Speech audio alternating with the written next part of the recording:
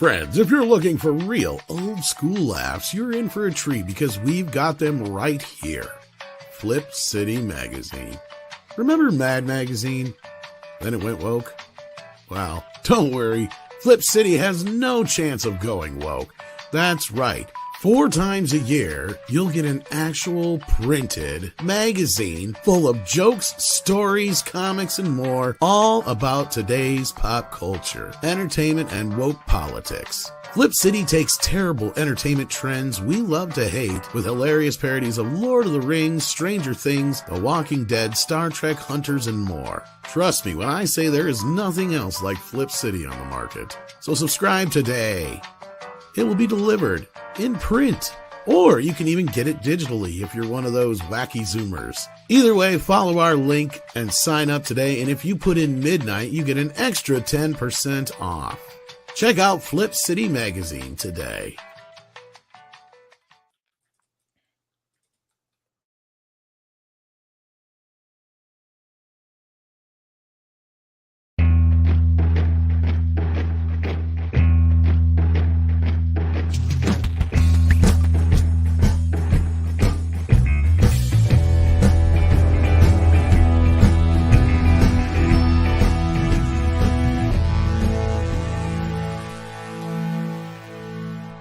Good morning, everybody, and welcome to Midnight's Edge in the morning. I am Tom Connors. We have with us today the Script Doctor. How are you doing?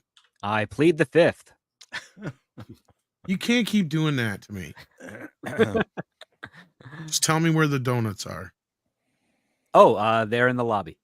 All right. Well, see, last time you pled the fifth on that one, so you just pick one thing a day, evidently. We also have with us Culture Casino. How are you doing? I'm better, and I'm here, and I'm excited because Alan's here. So. Well, thanks for spoiling the surprise. We also have with us another Canadian called Paul Chato, who's all dressed up spiffy today. Did you have an interview or court? No, I just finished an episode of Appalling News. Oh, and okay. I noticed recently you were in a car. yes. That too. Was he screaming in it though? Yes. Yeah. So this is my Appalling News attire. Although with the tie undone here, I look like an old style reporter, like Stacy Keach doing a movie on. Yeah, you're missing a fedora and a cigarette. That's it. No, more like an old detective. Yeah. Or old detective. I'll take that too. So there you go. Anyways, yes, I just finished my Appalling News, which I'll finish editing after my appearance here, and it's very funny. Got lots of funny news. That's appalling. Anyway, we also have with us the brains behind Film Threat, Mr. Alan Ng. How you doing this morning? Great. I'm going to be your sober Chris Gore this morning. Yeah, we don't have Chris with us this morning. We'll see if he shows up. Yeah. So Andre is also unavailable. You don't drink, or you just don't drink as much? I don't drink. Okay. But we had the Critics' Choice Awards last night. You may have seen it on the CW. What? It was a massive party, and we had a great time. And how was Chelsea actually? Oh, I hate her. He was so much better than Joe Coy. Well, that's not hard. Yeah. Didn't she date him? Yeah, she dated him. I think they had quite an extensive relationship. I was going to say, I think they're still dating, aren't they? Yeah. But the thing about hosting, I think the best hosts are the ones who can roast. Joe Coy wasn't a roast comic. That's why Ricky does so well. That's why Tina and Amy did so well. Did you see they were blaming? Did you see they were blaming Taylor Swift for his joke not landing? No humor. Like, no, if it was funny, it would have landed. It's just like it's tired. Nobody cares. Like, so Chelsea was a good host then. Yeah, I mean, she does her typical thing, but I mean, I laugh. Got a little experience. Yeah. I don't find her particularly funny, but good. She's probably a good host. Yeah. But yeah, I mean, she's very experienced. She knows how to deliver jokes. It was a lot of it was female empowerment centered, which which we need to hear more of. Yes, not enough of. No, but we're glad to finally have you here proper on the morning show, Alan. Yeah. It's been a long time coming, and you guys put out a very big story, which we're going to discuss here in a little bit as well. We got some super chats we're going to break into right away. We got STR Red Wolf sending in one for $5. Says, this episode's thumbnail is AI generated, but strangely fitting. Good prompt there. Hail all. Well, actually, that's the picture from Alan and Chris's story, funnily enough. So you guys used AI for that? Adobe Firefly for that one. Grand Theft thumbnail. Yeah. I mean, it's seamless. You can't even tell it's AI at all. I mean, they look like real people in that image, right? Yeah. I mean, how spot on are those faces? Totally. I love the round ears. Yeah. They're all Frankie Muniz ears. So yeah, thank you for pointing that out, STR Red Wolf. And then we got Dr. Long Dongler here sending in £1.99, sending in a thumbs up, reminding you to pound that like button if you haven't already. And thank you, Dr. Long Dongler. We got Hollywood Apocalypse here, who's sending in 35 South African Rand, says, look into South African B laws, BEE laws. Think legislation DEI on steroids for everything on every level. Wow. Well, this sounds like something we should turn Andre on to, evidently. They've not letting the bees make their honey or pollinate the crops. What's going on? They need more diversity and inclusion and equity in bee culture? Communities, I guess so. It's like it's only one letter. There are 25 other letters that need to be explored for this species. Enough with the B's. Show us the A's, the D's, the C's.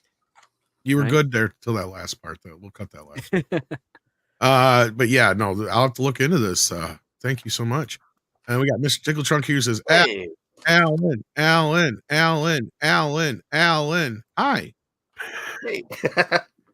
Hey, Mr. Tickle Trunk. Thank you, Mr. Tickle Trunk, for that. And then we've got Sam Stung. Nice name there, who sends in $1.99. Says, my bro is in Tromsø, Norway for a films festival. Oh, wow. Well, Andre is not in Norway at the moment, but he's in sunny Spain. He's somewhere around there. Yeah. He's doing some other traveling, but hasn't got to yet either. But hopefully he's having a good time at the festival, Samsung. And then we got Tiger Valley 62, who's been a member for a year. So congratulations on your milestone. With that, we usually kick things off on Monday mornings by talking a little bit about the box office. And that's one of the main reasons why we have Culture Casino here. So tell us, Culture, what's going on in the box office news? Crickets. Box office. Heard. I'm not prepared. So Mean Girls was the top of the box office, I believe, with $33 million. Yeah, but I mean, literally crickets, dude. I mean, $33 million is nothing to sneeze at for a comedy musical. Okay, so the beekeeper did pretty well too. So, I mean, it netted a pretty decent chunk of money at 16.5 million. At least for that particular day. The weekly chart is telling because Wonka's still doing rather well compared to everybody else. I don't know. I didn't know I was going to be called on the carpet for this. We always call on you for the box office. That's true. Look, there just wasn't a lot out there in the theaters, and it did give Hollywood Reporter and other trades a chance to say about The Beekeeper that it colonized the box office. I know they were thrilled to be able to use that one. Pollinated would be more accurate. Well, they and it really did. I mean, a lot of people who've seen the film says it's the best Statham that Statham's been in his Statham history. So better than his performance in Spy, because that was brilliant. Because the movie overall was not that great. I don't know. Spy was great. I love Spy. Did you see The Beekeeper? Yes. In fact, I had just finished watching Echo. Oh. And I went to see The Beekeeper, and I thought it was the greatest action film ever made. Well, yeah, but that's because you watched Echo, bro. I know, exactly. I walked away going, why am I enjoying this so much? And then throughout watching it, it was like, oh, wow, this is so much better than Echo. So I felt like my judgment on the movie is a bit clouded, but I certainly had a lot of fun. It not perfect in any way, but just fun. Well, a lot of people would agree with you, but to the tune of $16.5 million, not too bad for a domestic start. I think this kind of went wide internationally, but Yeah, Mean Girls did well. I'm not surprised. Is anybody surprised that Mean Girls did okay? Kind of. I'm surprised it did that well. I didn't expect it to go that Isn't it a musical version? Yeah, it's like a musical rebootable sequel kind of thingy. I don't. Yeah, I mean, I took my daughter to see it, and she loved it, but she's also a theater kid. Oh, yeah. And I can tell you, all her theater friends are really want to see this movie. Does it have a Barbie vibe? Yeah, I think it has the potential to Barbie vibe. I think the only thing is it does hit that lower age set, but I think that's a rabid enough crowd to want to go out and see the movie and see it many times. Well, Mean Girls is kind of like one of the closest things you can get to a female cult classic. Mm-hmm. Like, I mean, it's a musical, which already has a soundtrack out years ago, right? And a lot of my daughter's friends have listened to that musical, have studied the musical, and now they get a chance to see it on the big screen. But imagine that if you make women's entertainment for women, geared towards women, they'll actually go see it instead of trying to switch something else up, right? Like, look at Aquaman, though. Holy crap. Is that even going to manage to do what the Marvels did? I know it opened better. I think it's beaten the Marvels overall. Worldwide. Not domestically. Mean Girls? Domestically is not at the point for someone like Warner Brothers right now. It's their worldwide box. They're at like 375. The Marvels domestic is 47 million. Oh, okay. I thought it was more than that. Wow. No. Wait, when I last looked. What am I comparing? Marvels to Aquaman. Aquaman 2. Yeah, Aquaman 2 crushed the Marvels. Okay. All right. Well, let's take a look. Marvels was like, what, 84 million domestic, 199 worldwide, and Aquaman. I just looked up domestic and it was 47 million. There you go. But am I wrong? I don't know. I'm behind the Marvels is more 46 million. No, that's Aquaman. Oh no, the Marvels 46 million. See? That's the opening. That's the opening. Opening weekend, yeah. Opening weekend. Oh, sorry. Yeah, well, that's what it was. The Marvels opened bigger. That's what it was. Yeah. Iron Man is beating out the Marvels, which isn't hard to do. Aquaman, not Iron Man. Big difference. Oh, sorry. Yeah, Aquaman. Sorry. I have not had enough tea. Yeah, and even foreign blows it out of the water. Yeah, but here's the weird thing. I mean, the Marvels only lost $150 million, Alan. It's good. Well, they quit reporting it. That's the problem. So it's actually made more than that. You say that, but here I am. I'm down on the 8th Wednesday of the Marvels. Yeah, but they said they quit reporting it. I think they just quit having it in theaters. Yeah, or like my theater has it at one time during the day, and in fact, I just missed it. I'm sorry. Actually, it's already on video on demand. You must be heartbroken, Ellen. I am so sorry for you. So I can ignore it again. Yeah, but I mean, it kind of pushes back on this idea that people don't want to go to movie theaters anymore, as if everyone had spent their yearly movie budget on Barbie and Oppenheimer. I mean, the money's there. People see this stuff. It's just all about quality. Well, but I mean, everybody points at Barbie and Oppenheimer as the breakout films, but you have to go back to Spider-Man: No Way Home. You can go back to Top Gun: Maverick. You can go back to Mario Brothers. People want to see films. Yeah, the money is there. The money is there. Yeah. You just have to make a good thing. And that's what I was saying about Mean Girls, right? Like, I mean, it's not made for us, but no, I'm not going to go see that. I'm not even going to attempt to review it. It would be unfair for me to go. It's probably going to make its money back and then some, and it'll be a hit on streaming, and there you go. Yeah. Absolutely, it knows its audience, and it marketed toward its audience. Which this is a question I wanted to ask you, Alan. You saw and I saw Hunger Games, the prequel, right? Mm-hmm. That was an example of writing to your audience because the writer, the director, the people that were involved in that project knew that their audience grew up. So they made a more grown-up movie, still targeting that same audience, right? Yeah, and it's also Lionsgate, so they know budget as well. Yeah, they do. They have a formula, how much money we're going to spend on it based on who's going to watch it. Yeah. And so I'm almost certain it's in the profit range right now. They got real good at their budgets after bombing like 30 movies in a row. Mm-hmm. Yeah. The formula in Hollywood used to be so simple.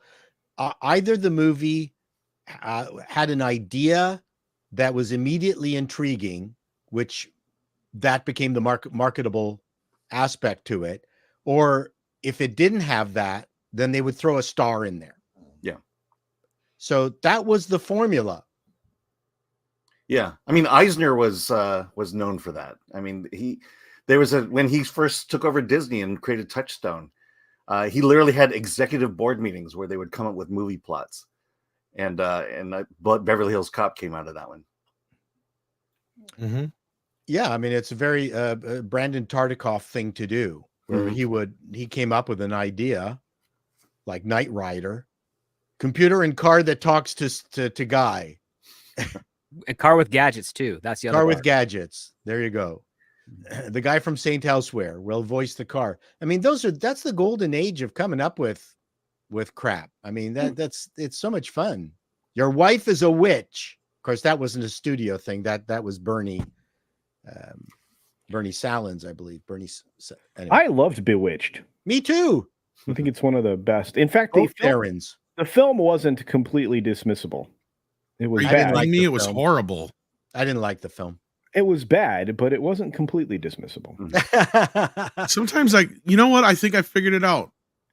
Culture likes bad shit. Showgirls, Bewitched. Showgirls is the best movie ever made. Showgirls is one of the worst movies ever. Paul Verhoeven is overlooked as like one of the best directors, creators of all time. Total detour. Holy shit. Yes. No, fucking. No, I agree. Showgirls is a great movie, and one day I'm going to study it for its plot. Well, I mean, you can study it for its plot, or just look at the satirical nature of what it is for a woman who wants to make it in Hollywood, but they just substitute Hollywood for Las Vegas. Movies for showgirls. Yes, that's what there it's is all no about. Fucking plot.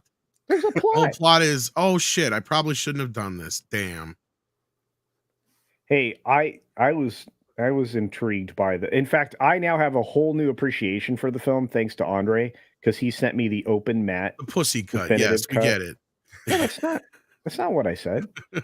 I don't think you guys are focused purely on the carnal. Yeah. I did not say a thing. Artistically, Chipmunk of Vengeance has been here for a month. Thank you so much for helping us distract from that conversation. One Punch Man token fan, now there's a name, has been a member for 3 months. It says, yeah, a X-ray dad, but I'm missing Whiskey Gore voice Monday. I know, yeah. We need I'll do Kristen. I can barely make it. Okay, let's go through the box office. I'm still hungover. Oh my God. Alan, I completely disagree with you. You're full of shit. What are you talking about? There you go. No, it's more like you got to do the show this morning. Oh, I can't do this. But we love Chris. Okay, we love here's the thing, Alan. How many misspellings do you get in email because of Monday Morning Chris? It's got to be insane. It's like Flagus. Well, I mean, first of all, he wakes up late on Monday morning. So, no, he's. Let's just say, if I were to criticize his spelling, I would be hypocritical. Oh, okay. All right, fair enough. All right. Well, thank you so much, One Punch Man Tolkien fan. We appreciate that. Then we got Walter Tomaszewski here, who sends in $4.99. Says quarter or over OT1 is streaming profitable. Is streaming profitable yet? Has AMC imploded yet? Okay. No and no. It's the best way we can answer that. Streaming will probably not be profitable until they realize, oh crap, we've got to run this like cable, which they're starting to. Secondly, as far as AMC imploding, oh no, they've got plenty of stuff there. They got to get rid of that guy that's CEO, because while he had good ideas when they were coming out of their bankruptcy, heck, he is a terrible leader and he has terrible ideas. So got to get rid of that guy.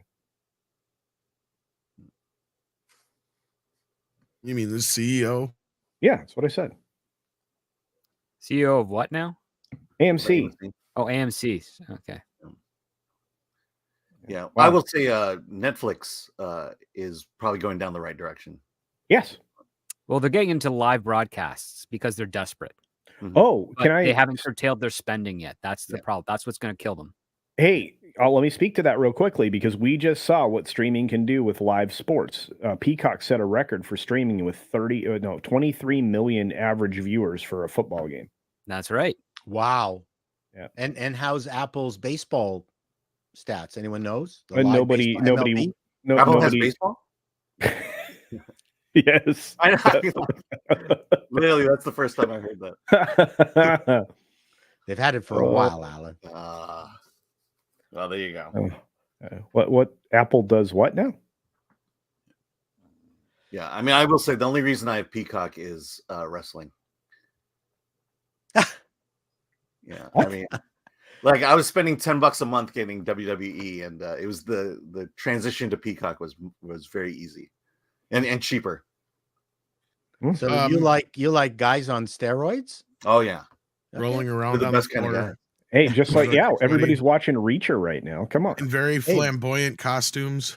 My Hungarian mother in the 60s, we had wrestling up here in Canada with Sweet Daddy Siki and Whipper Billy Watson and the Sheik.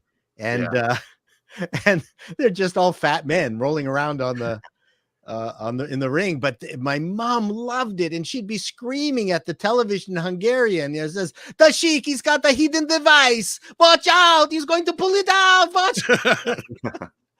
And the guy would he'd get caught and the fake blood and things like that. Oh no, That's what happened. I told you.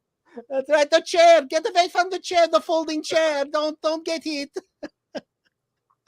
Yeah, my mom banned me from ever going to a live event. Why? Oh wow. Because she said it was fake.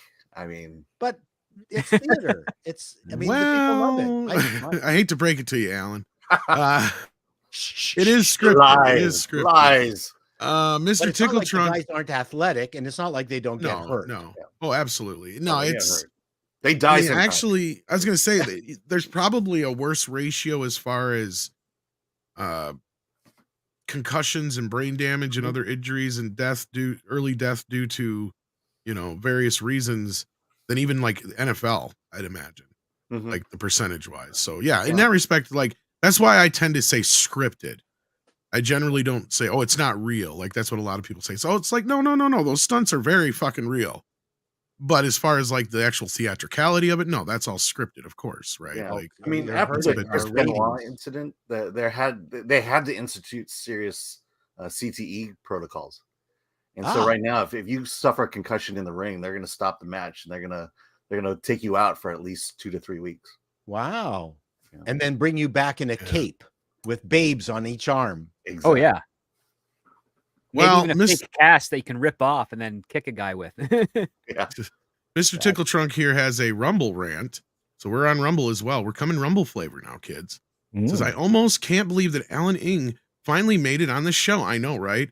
Did anyone check to make sure he's not made of felt and Chris is up his arm? Well, I guess the jig is up, Chris. They know. Oh, there we go. Really you. Yeah. Damn, we were having such a good time. Mr. Chris, wake up. Hey, what's going on? Good morning, my friend. I went to the after party. Alan did not go to the after party. How long did that last? I don't remember. But I had to give a couple people rides home. So yeah, let's try to. That's very nice of you. Yeah. Well, Film Threat has taken over this morning, and we're actually just getting through some super chats here before we get to your story. Yeah, we need to hear about the critics. But I do have a question about the show, but I'll ask it later. Yeah. Okay. Sure. But Lover of the Green sends in 5 and says, I'm so happy that X-Ray Girl's dad finally got promoted to Midnight's Edge. Yes. Well, we've only been trying to get him on here for like over a year now. You're lucky to have done me this morning. Yeah, I know. Because at first you're like, I might be able to come in a bit. And then you're like, he's been what time here. is it? I'll be there. Because I think he knew Chris wasn't going to be here on time. Nope. I know I have 2 reviews to do, and then I got to get the D files finished. So, but what we're going to do is we're going to get to the super chat, and we're going to get right into the D files. Actually, yeah, because they're going to talk about the article we put up, and I wasn't sure if you're going to be here or not. So he's trying to cover for you, brother. The D file sounds a little, D files. That's on purpose. They do defile. That's the why. That's totally on purpose. Yeah. No. The D files. Oh yeah. Of course it is with Chris. Anyway, he says, "Hail to Alan, Film Threat, and the Fellowship." Well, thank you, Lover of the Green. And yes, I'm very happy to have the film threat team on the show today. This is a dream come true of sorts, and they have dropped a bombshell of a story here. Now, like I've heard from at least one or two individuals from inside before, but you guys had a slew of people come out to you, and in fact, it sounds like even more are coming out to you. So I don't know if I want to hand the lead off to Alan or Chris, but whoever wants to take this first. I'll kick it off. There've been an influx since both those stories dropped. One was since Alan's video on Wish went viral, former Disney employees and people working animation reached out. As for the WGA story, when that story dropped on Friday, it's just been a daily deluge and kind of going through and like, what do we do with all of this? Yeah. Do we post these comments? A lot of people are saying they want to be anonymous. I mean, Alan's already working on the D-file. So what do we do with all these letters? And we're learning some really disconcerting things. I'll hand it off to Alan from there because I need like 9 cups of coffee. And we should talk about the Critics' Choice Awards in a bit too. But yeah. Oh yeah, we can jump on that after this. Yeah, sure.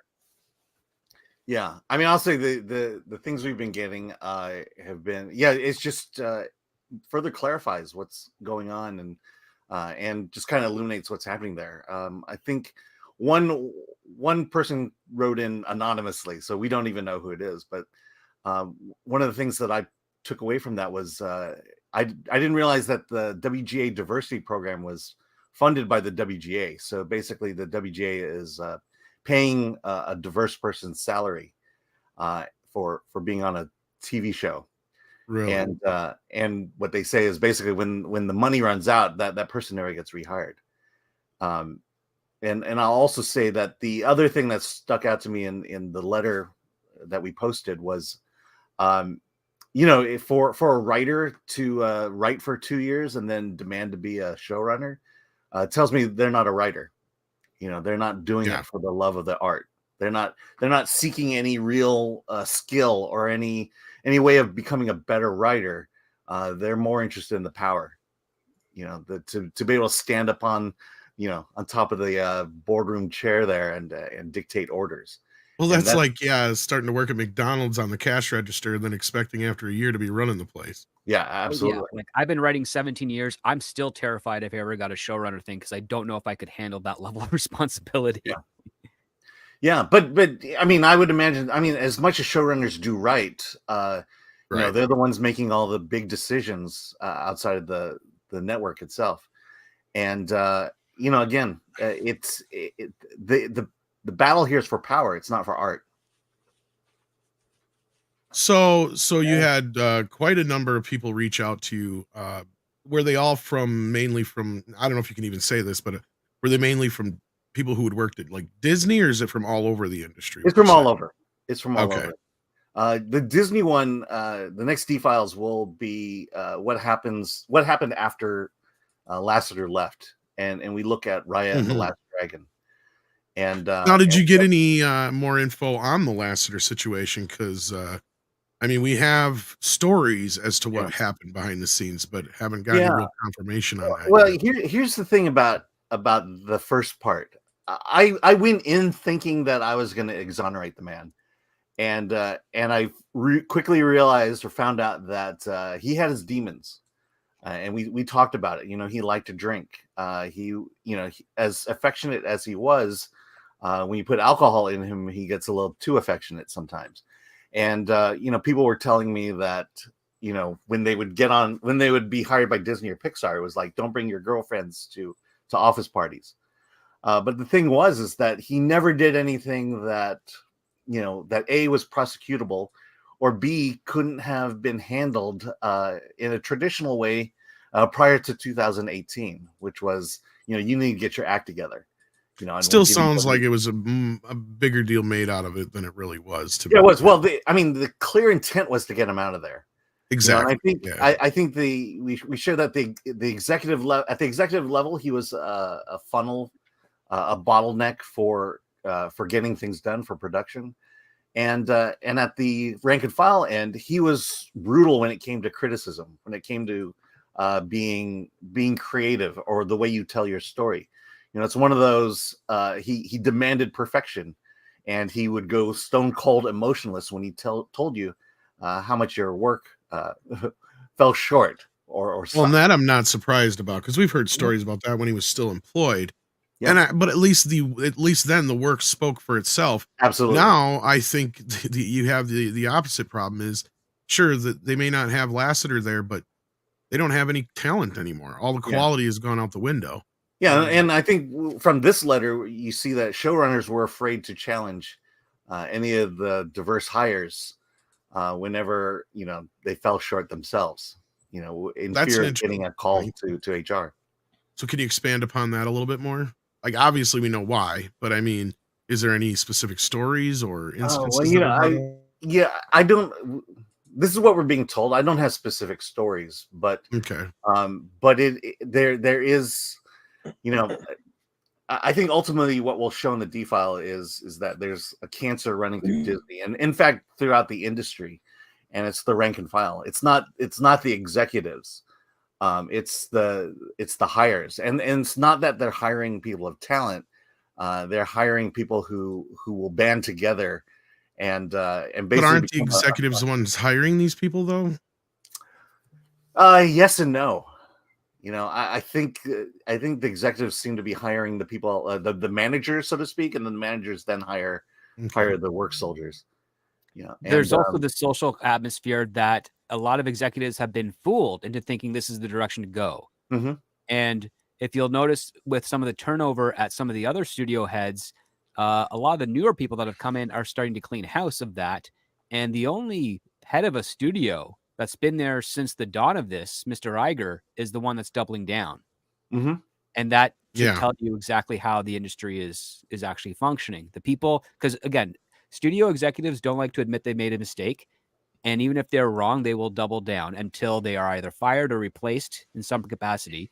And since we've had replacements at certain studios, we've also seen a decline in some of that poor adjacent bad quality, as opposed to the traditional bad quality where, that was just a bad movie, it sucked.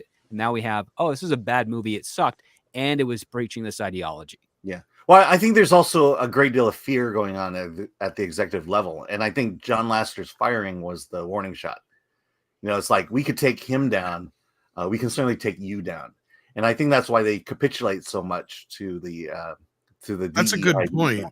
Because like Weinstein, that's one thing, right? Like we've heard rumors for years. I even still stand here and say the only reason Weinstein went down the way he did is because his power was fleeting. That's why.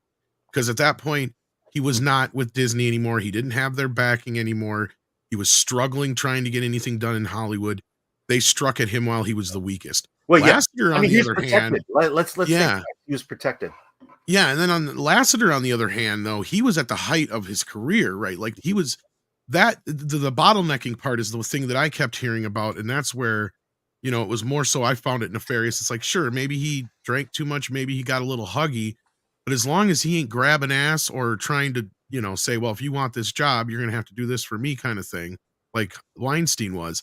I don't see what the problem is here, because as I said, at least then the quality of the material spoke for itself. Sure, he may have been a bit of a tyrant, but you got Wall-E, you got Toy Story, you got Cars, you got all these movies that well, the last project he worked on was Coco.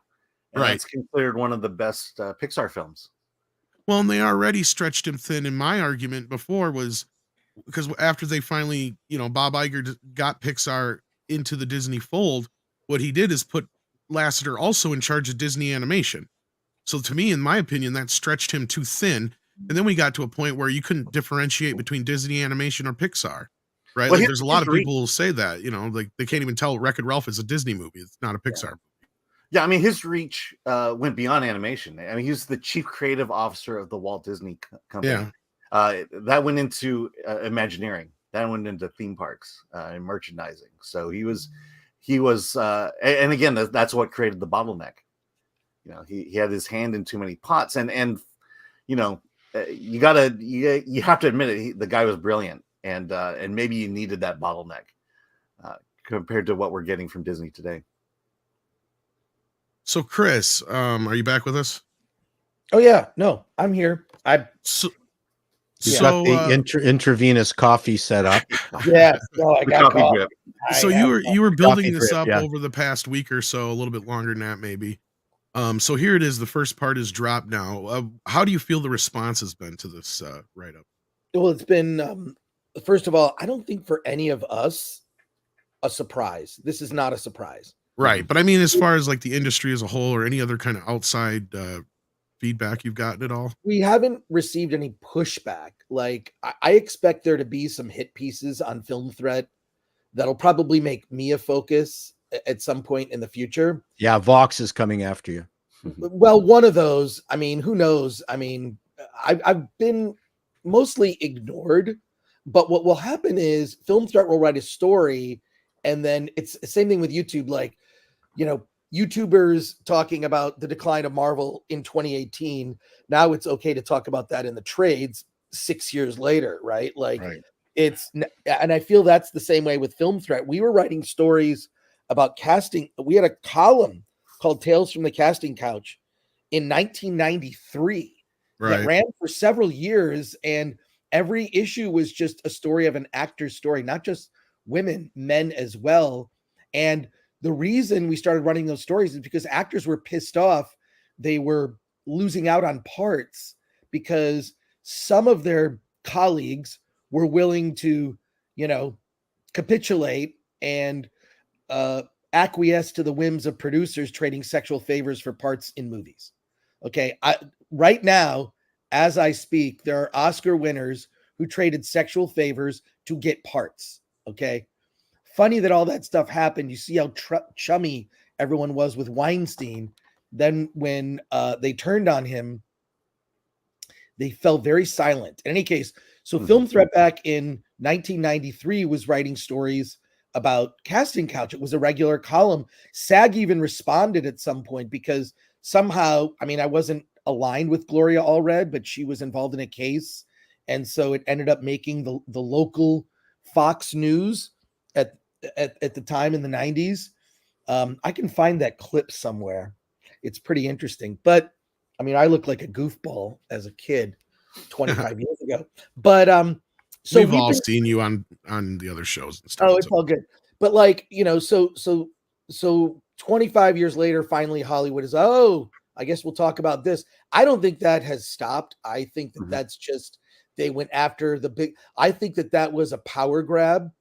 And that's what that was more about. I mean, certainly people like Weinstein, I mean, the guy was a monster and did things that were illegal, but John Lasseter, you know, that, I mean, I don't know. I worked with him at this film festival for 2 years. It was the Sonoma Valley Film Festival.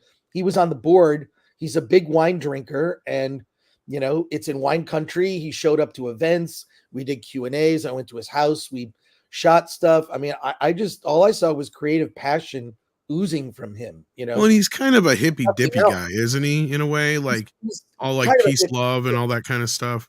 I mean, he famously wore Hawaiian shirts constantly. That's what I mean. To work. And there was even a display. Alan, you remember this? A guy sent us a thing. There was this like display of John Lasseter's shirts, and they got rid of the whole thing. It's gone. Wow. But anyways, so I have heard stories that aren't in this article that were told to me that are just kind of shocking. I think that I just want to. They got rid of Walt himself. I just want to. At this point, yeah. Oh yeah, that's the last chapter of the D files. Okay, well, let's get into that, Chris. That's actually one of my next questions, anyways. Well, let me finish with this. Sorry, yeah. It's like, so not only are writers reaching out to us, current WGA members, people from other guilds. So this is due mostly to the video.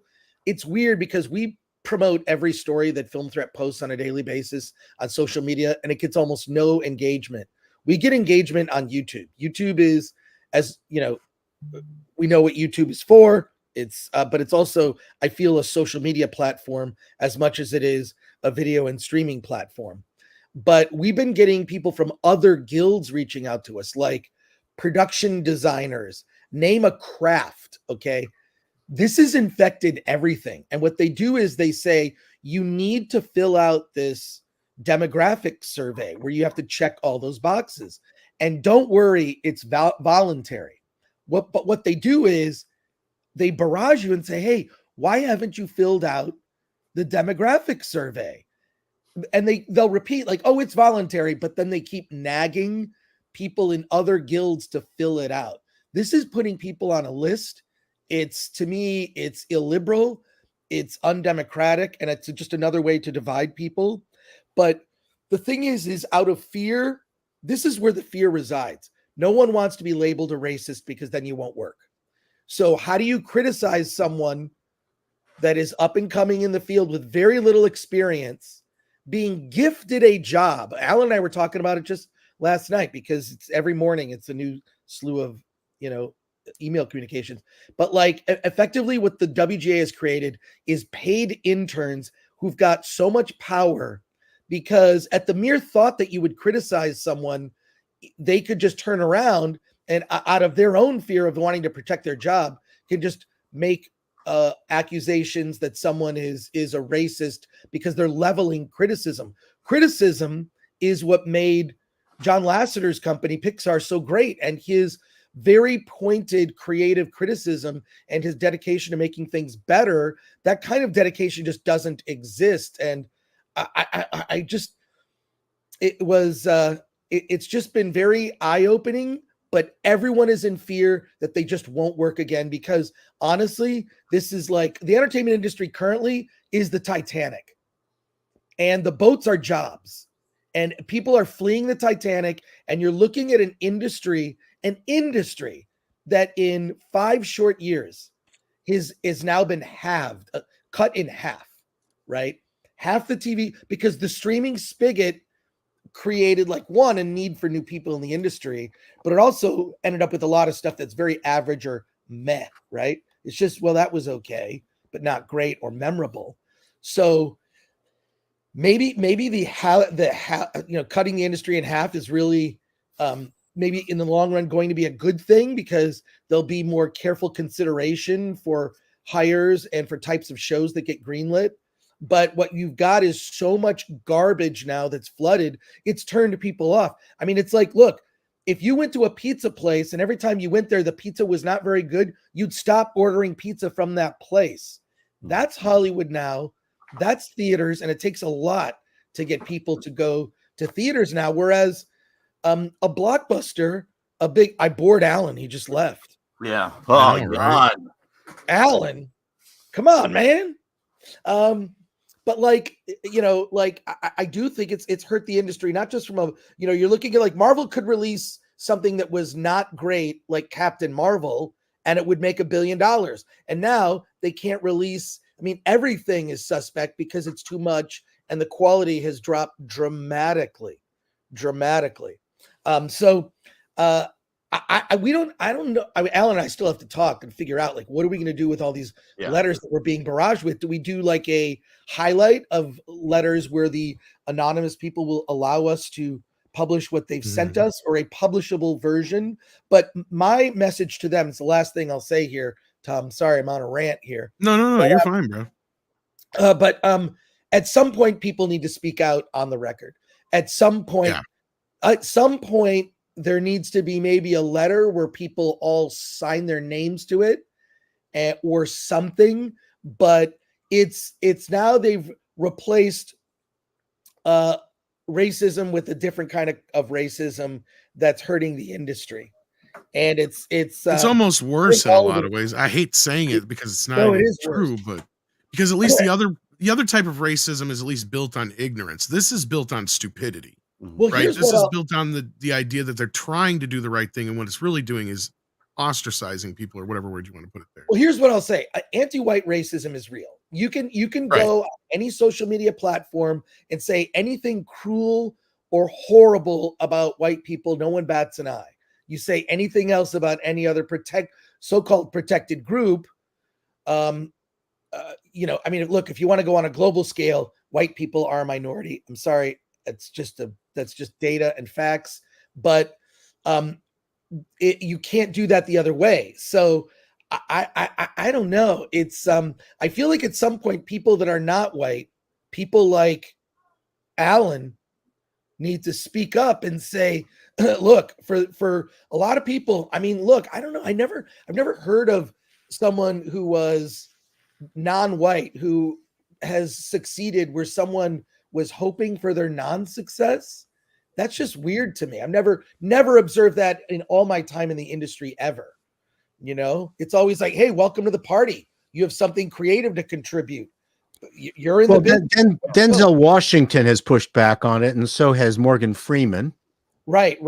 But more need to, like. Yeah, I'll speak up for white people. White people, you do great stuff. I watch white content a lot, and before, I'm very happy with it. So, and you're right, though, because before I got heavy duty into Midnight's Edge and all that kind of stuff, I had worked with a guy who happened to be black, and he could get a lot of shit done certain times just because of the color of his skin. But when it come to certain other things, it was difficult, right? I could get that. But, you know, he'd talk about this shit all the time, and he would get pissed off. And this is where I had brought up before, like with Leslie Headland was a great example of this. Because she came out and she goes, I want to Headland. Exactly. No, because she come out and she goes, I want to tell a Star Wars story, but I want it to be from the black perspective, from a black writer telling a black story. And my former writing partner wrote to me about that, and he's like, there's tons of black writers out there trying to tell black stories. The studios just don't want to fucking hear them. He goes, because it has nothing to do with Star Wars or Marvel. He goes, that's the fucking problem. He's like, I got a stack of fucking scripts here from the black perspective that they don't even want to read.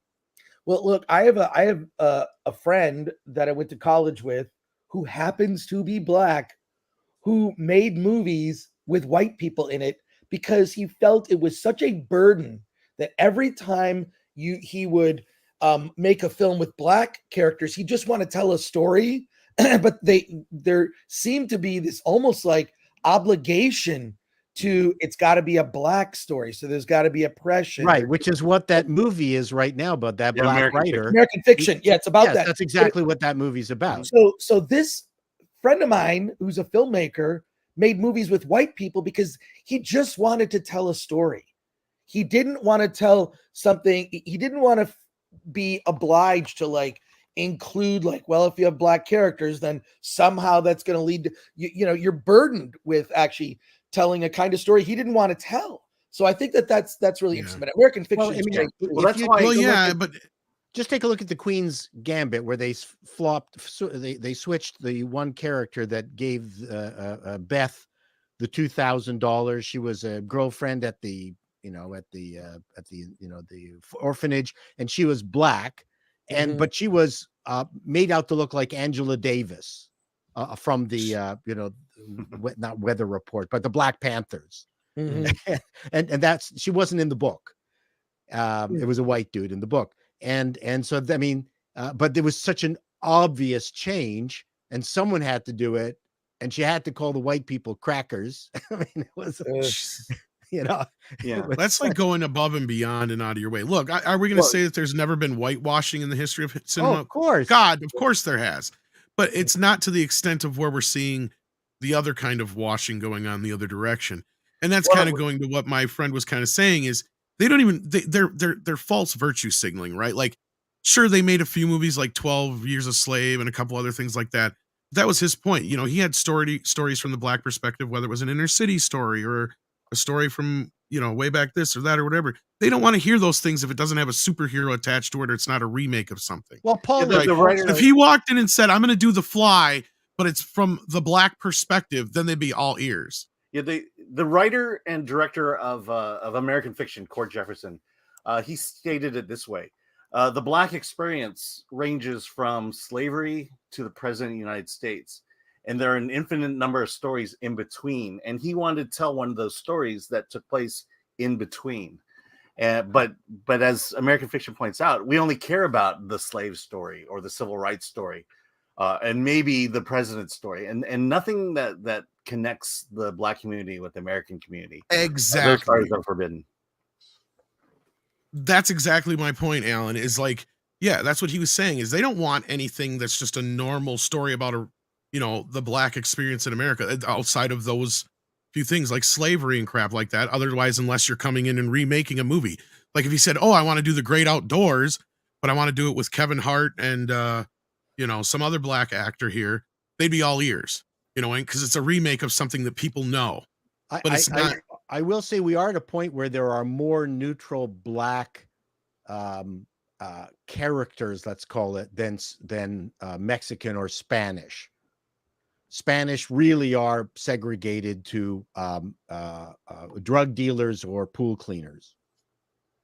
Yes and no. I've seen a little bit of a change, but I know a little bit of change, but not so much. I mean, listen, we need this change. I think it's important. But I see what you're saying. Like, yeah, it's kind of went from but we all want those that. roles. Now We just want good movies. I gotcha. Yeah, we want good movies with attractive actors and actresses in them. That's all we want. We don't care. I mean, the biggest star for the longest time was Will Smith. I believe he's black. It didn't stop a lot of white people from going to see his movies.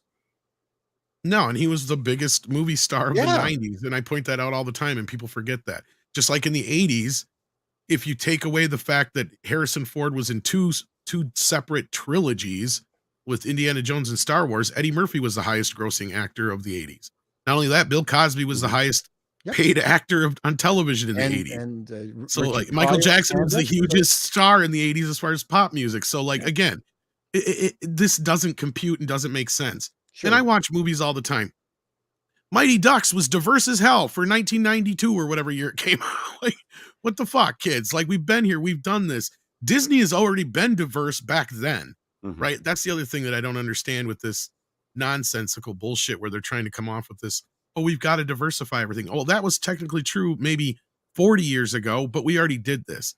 Now, the part where we're getting to here, though, and this goes to the writers and some of the other parts, because this is kind of what brought Script Doctor to us to begin with, from my memory. Please correct me if I'm wrong, Script. But I noticed if I remember, you said you were having issues getting stories, even read or looked at, or even getting meetings and stuff because of the color of your skin, basically. It was a lot of deflection around that point. It was basically like I'm writing something that I would pitch it, and people would be like, "Oh, that sounds really exciting, and you should go write that and submit it." And when I finished writing it and went around to submitting it, the industry had kind of changed in that very short period. And we're talking like 3.5, 4 months. And I would send something in, and if something wasn't, I had made enough of a relationship with a lot of these people that if something wasn't good or up to snuff, you'd get a text, an email, phone call saying, yeah, it wasn't up to snuff. Maybe you can tweak it, fix it, resubmit, what have you. But I would get silence. And then I would get weird excuses like, oh, it just wasn't something we were able to see a future with. And it's like, and these were excuses that I had never heard before. And because otherwise you just get completely stonewalled, where you send in queries and no one ever responds to you. And basically that's them telling you it was really bad. We just don't want to admit it. And we don't want to let you know it's bad. We're just going to politely not respond. And if you send something new that we like, we will then respond. That was kind of like the relationship that you'd get in some regards. But in this case here, when you have certain executives that get really excited about an idea that you pitch them, you write it, they check in with you about the progress and see how it's coming, and then you send them the script and you don't get a single response back. Or when you do a follow-up with them, either in person or on Zoom or phone call or what have you, they talk around why they can't go through it. That was a real red flag to me. And then I had to start checking, okay, am I really being bad? Like, am I just not hitting it out of the park, or do I need to work more on certain aspects of it? Am I just not in line with the audiences? And after going through this for around 2.5, 3 years, I decided, let me just reach out to the actual audience and do a YouTube channel. And I'll be anonymous and I'll just throw out my ideas. And if I get any traction, I'll know, positive or negative, I'll know what my mistakes are. And oddly enough, I got a lot more positive traction than I ever expected, even in my small little channel that I have here. And then I started seeing how other writers were receiving things. Sounds like you got yeah, sorry, someone's Starships right trying now. to get a hold of me. Yeah, sorry. Yeah, I need I'm you. getting texted by people in Hollywood right now. So I apologize for that. Great timing. But yeah, it was just a very weird relationship. And then as I would have friends who happened to be of a different ethnicity than me, some that were really great writers, and they would be hired on a show, and they would essentially, for lack of a better term, be put in a corner. And they could speak, they could say things, but nothing would be acknowledged about what they were doing or saying. And I saw a couple of really great writers just completely decide to leave the industry altogether because they didn't want to be treated like a piece of art in the room or something on display. And then conversely, I would be mentoring people that were up and coming, and they were good 2 or 3 years of hard work away from actually becoming something that you could put on a show, like as an assistant or get into an internship or whatnot. And all of a sudden they were getting boosted ahead of other people that had put in much more time, and their quality wasn't at a level that would earn them those positions. And then you would see them fail, and it would break them because they didn't understand why they got this far and why they weren't succeeding. And they would be enabled by some parties saying, well, it's just bigotry and racism from XYZ of the studios or XYZ of the audience, what have you. And it just seemed to have snowballed. And it's all about excuses and not actual reasons. And that's what really shifted, I saw in industry, is the reasons for why is, okay, so in Hollywood, everybody's very encouraging for you to do a good job because they want to make money off of you. And they want to either ride your coattails or be the person that pointed you out and said, look, I saw that creative. I knew they had something special. They look what they delivered. Look how profitable it was. Look how much the audience loves them. Look how much the industry loves them. I was part of the people ahead of the game of everybody else. People love those types of stories. People love to be part of those types of stories. Rarely do you ever get things where, well, it's because the audience is too short-sighted to understand your brilliance or work. You get that in like low-tier independent stuff. You get that from like amateurs encouraging other amateurs that their crap doesn't stink. And now we're seeing this at a level where beforehand it was like, listen, that movie sucked. You know it sucked, but the next one you're going to do is better. Let's talk about that movie. Let's have fun about that movie. Let's see the stuff that you did well in that. Let's talk about the stuff that you made mistakes on. Maybe we can workshop, where your mind was at that point, what the headspace you were in at that point, and hopefully not repeat those for the next part. Because there was actually a love of movies behind it. There's a love of story. And yeah, if you screwed up and found a way to bounce back, people loved that because it was an underdog story. It was a Phoenix Rising story. But now we started getting all of these excuses. Well, it's the audience. Well, it's Trump's America. That's the reason why why your show is performing in the bottom 80 as opposed to the top 20. It was always never, you just suck as a writer. You have to work harder. You got to get better. You got kicked up to the front of the line in a race that you've never trained for. Oh, you're secretly talking about me. I know. Yeah, we knew it. We didn't want to say it, Paul, but we're glad that you finally realized it. No, you know who that reminds me of is that Superman writer, the Lois and Superman writer who's like, I know my shit's good. Yeah. Uh-huh. See, the thing is, a lot of writers, we have confidence in the stuff that we write and love, but we generally do not know if it's good or not until we get people saying that it's good. And then in that case, we have to also assume they're lying because they're being polite. But there's a level of humility you need to be in art. There is that maybe as good as I think my work is, it's not beyond criticism. That's the other part too. So many writers, myself included, even some of the ones I've known that have been working in the industry for like 20 or 30 years, they will send out their work to their friends and colleagues that they know will give them the honest reaction of how good or bad it is. And the one thing that makes them all feel very anxious is if they get a script back and there's nothing but compliments. And they're like, no, there's got to be something wrong. You're BSing me. Tell me. Because if they don't get that back, they don't feel like they've actually done their job. And they also don't feel like the person that they're reaching out to is going to give them an honest answer. And there's a whole section of the industry where all you get are, yeah, this is a great script. I think this should be made. And it's by the people that have skipped the line, so to speak. Mm-hmm. Yeah, I mean, speaking of skipping the line, it seems like a lot of people are in it now just to chase titles. You know, that maybe if you're lucky, they'll, you know, because you're diverse, they'll put you on as a co-writer of a animated series episode, and then give you a superhero television show to do. You know, they're looking for, hey, I just need that one writer credit, and then that'll boost me to, you know, do some other big project that I'm clearly unqualified to do. It's not even just in that part. One of my friends who I've known for 9 years now, I've been telling him to try to write to you guys. Hopefully he does. But there's a whole cottage industry within agents and managers that are pushing this as well. They're using these diverse clients to get them a little bit more clout and a little bit more of a deeper entry into certain studios, offices, whatnot, to get work for themselves through the proxy of their diversity hire writer that they happen to represent. And that's also a big issue. Yeah. I'll say we did those series of panels at LA Comic-Con. I think, Alan, you were on all of them, I think. Or no, all but were you? Yeah, I didn't do the indie. I didn't do the indie one. Okay. On the Indie Filmmaker Survival Guide panel, I have a friend of mine. His name is Ramesh Iyer, and he's a commercial director. In fact, he directed the Bud Light revamp campaign with the Bud Night. He's actually in Miami right now directing a commercial for the Super Bowl. He's classified as a BIPOC director, and he is not a real fan. He's not a fan of any of this stuff. And it's like, look, I'm a director. That's it.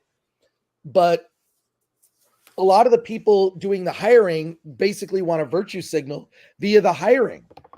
So it does annoy him that just like on a piece of paper, and you can probably tell from his name, Ramesh, it's not Brian, you know, like, so, but he is annoyed at that process. He's on we posted the video of that panel on the YouTube channel, but yeah, he's annoyed at these practices. It just, you know, is he getting hired for the wrong reasons, or is he beating out someone else for a job, but not based on the work, based on identity? Well, I can tell you that's happening in the industry every day.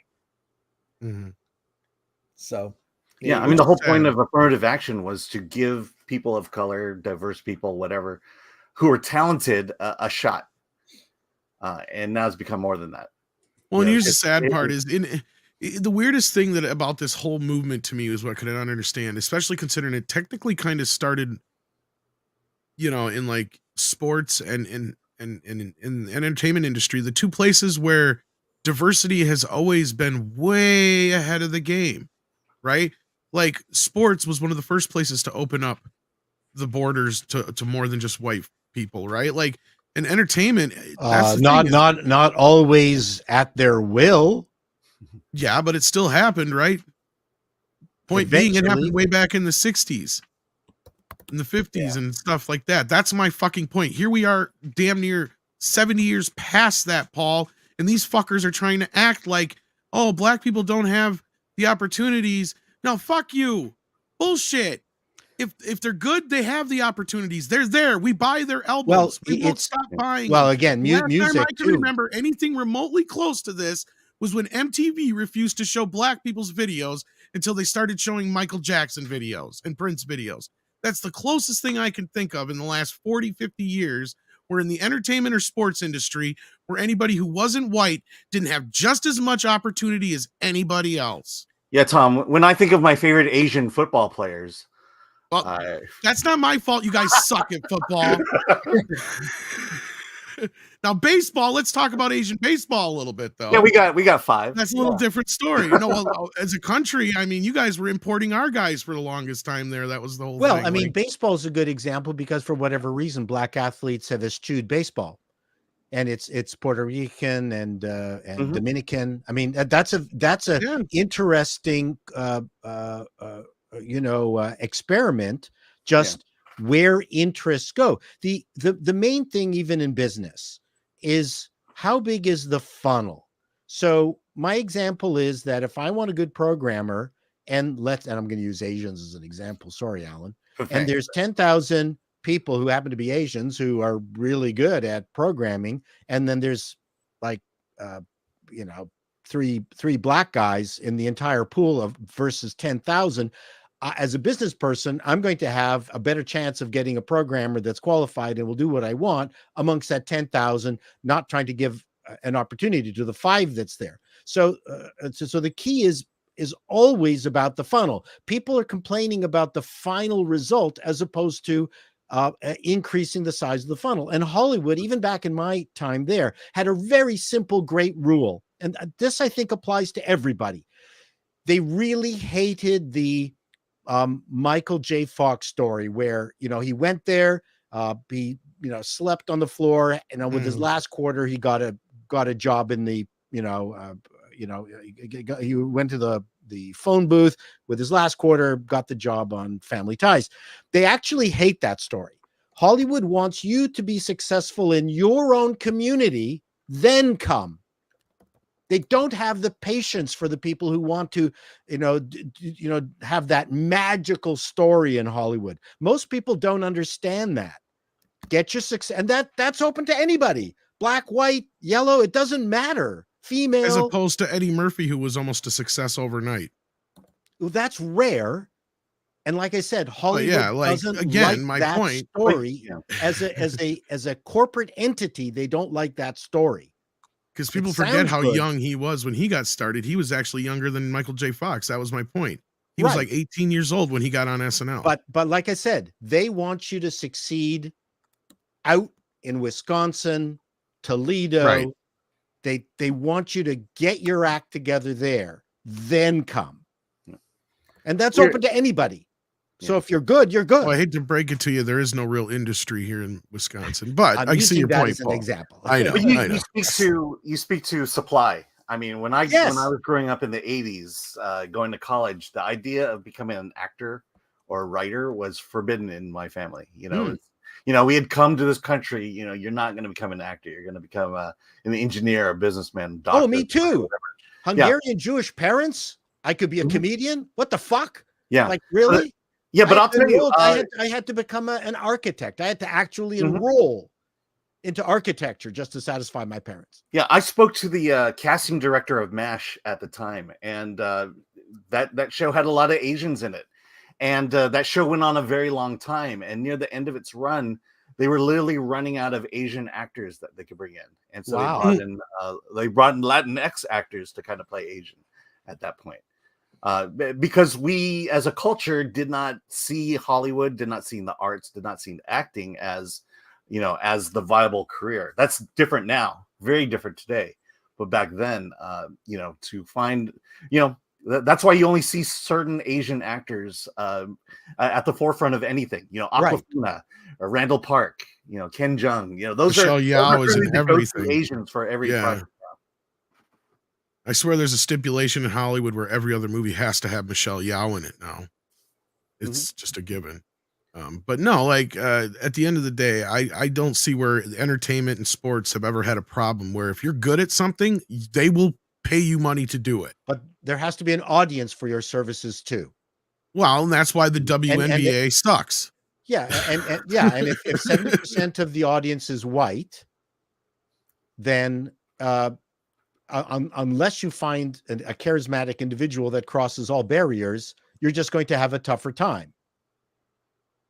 That may be, but like we also the guy from Tenet I had no interest in that guy as an actor. He doesn't excite me. He doesn't interest me. I thought he was boring as an actor. Isn't that Denzel's kid? Yes. Yeah. Anyway, sorry, Denzel. No, it's all right. I just wanted to make the point there because I just found it asinine that we've gotten to this point where the one place where I felt like there always was kind of they broke down these barriers years ago with like actors winning awards and other things. Like I remember the story, of course, about the whole thing with Gone with the Wind, where they wouldn't allow what's her face to accept the award because she was black. So then the rest of the cast said then we're not showing up. Right. So, even then, that to me was more of a stand than anything Hollywood is doing now. To me, it's like we've gotten so far past that. Why is this still a thing? And not only that, why are people feeling like they're not getting jobs because of the color of their skin? And that, to me, why do we even have this in this industry? This is an industry that has always been open. And I wonder, the question I was going to ask earlier, Chris, when you were in the midst of your. Hey, by the way, can I just say that? Did I really say Latinx, or did you said Latinx? You did say Latinx. I say Latinx. I meant to say Latino. I'm sorry. We know what you meant. But you know, that's what you guys are calling yourselves now. So they love it. I know. They love to, you know, I'm only when in Rome, that's what I say. But I had to ask Paulie when we need Paulie. Well, he's in the chat. I can send him the link. Send him the link. We need a cracker count, Paulie. Oh Lord. We did this funny. I gotta ask you and Alan though, Chris. Sure. What were some of the stories that were told that probably stood out to you the most through this whole ordeal that you've been getting all these correspondence with all these folks? Oh my God. Ones that we can talk about, Alan. Yeah, basically. Yeah, you're more caught up. I'm reading all these Latinx comments that.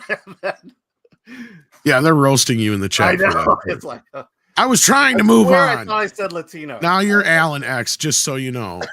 Alan X. I swear I said Latino, but I guess it came out. Yeah, the mind virus. I'm just so tired of all this. When we look, I mean, the whole ridiculousness. If you look at that story and you look at the check boxes, people were pointing out like. China's not going to be happy that there's a Taiwanese checkbox. The checkboxes. Oh my God, we have too many ads. Yeah, so just explain this really quick, because for those who don't know, this is what you're referring to. You have advanced search criteria here, and they have all these checkboxes like sexual identity, so age group. If you sign up, you want to apply to be a member of the WGA, you have to fill that out. If you're which is insane. If you're a current member. They're asking you voluntarily to fill it out. I mean, the whole thing is fall in line, but these categories are ridiculous. Even when you use the term like white people, like, well, what kind of, are you talking about? Like Irish isn't on there. I'm part Irish. I'm Irish, German, English, Russian, and Polish. Okay. So I ate guamki and pierogies when I was a kid. But in no other industry is this fucking legal, right? Like this is insane. And it's weird. The sexual breaking down all the sexual stuff is so weird because in my entire career, and I've hired a lot of people. I hired people when I was doing Film Threat back in the day in the 90s when I worked for Larry Flint. I've hired people in other positions and other jobs. I would not for a second think to ask someone their sexuality.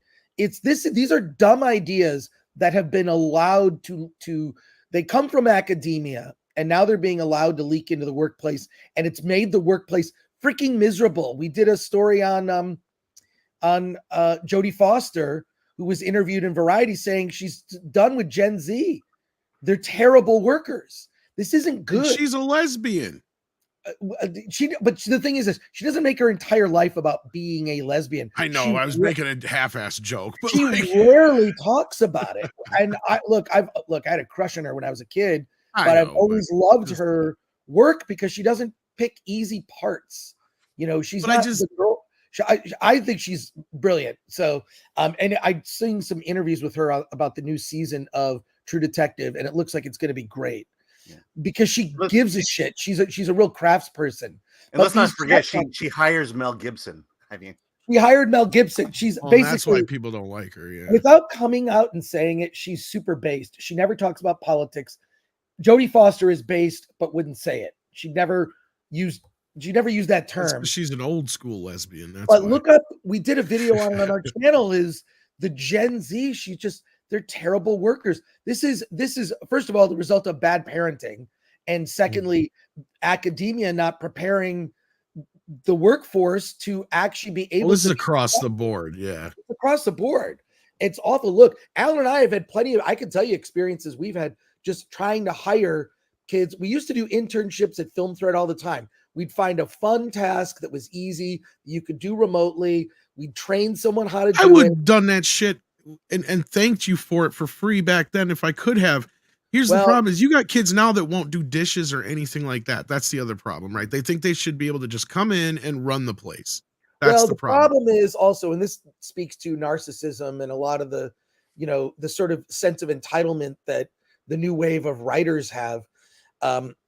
It really sort of, it stems from it's the participation trophy thing, right? Like everyone gets a participation trophy.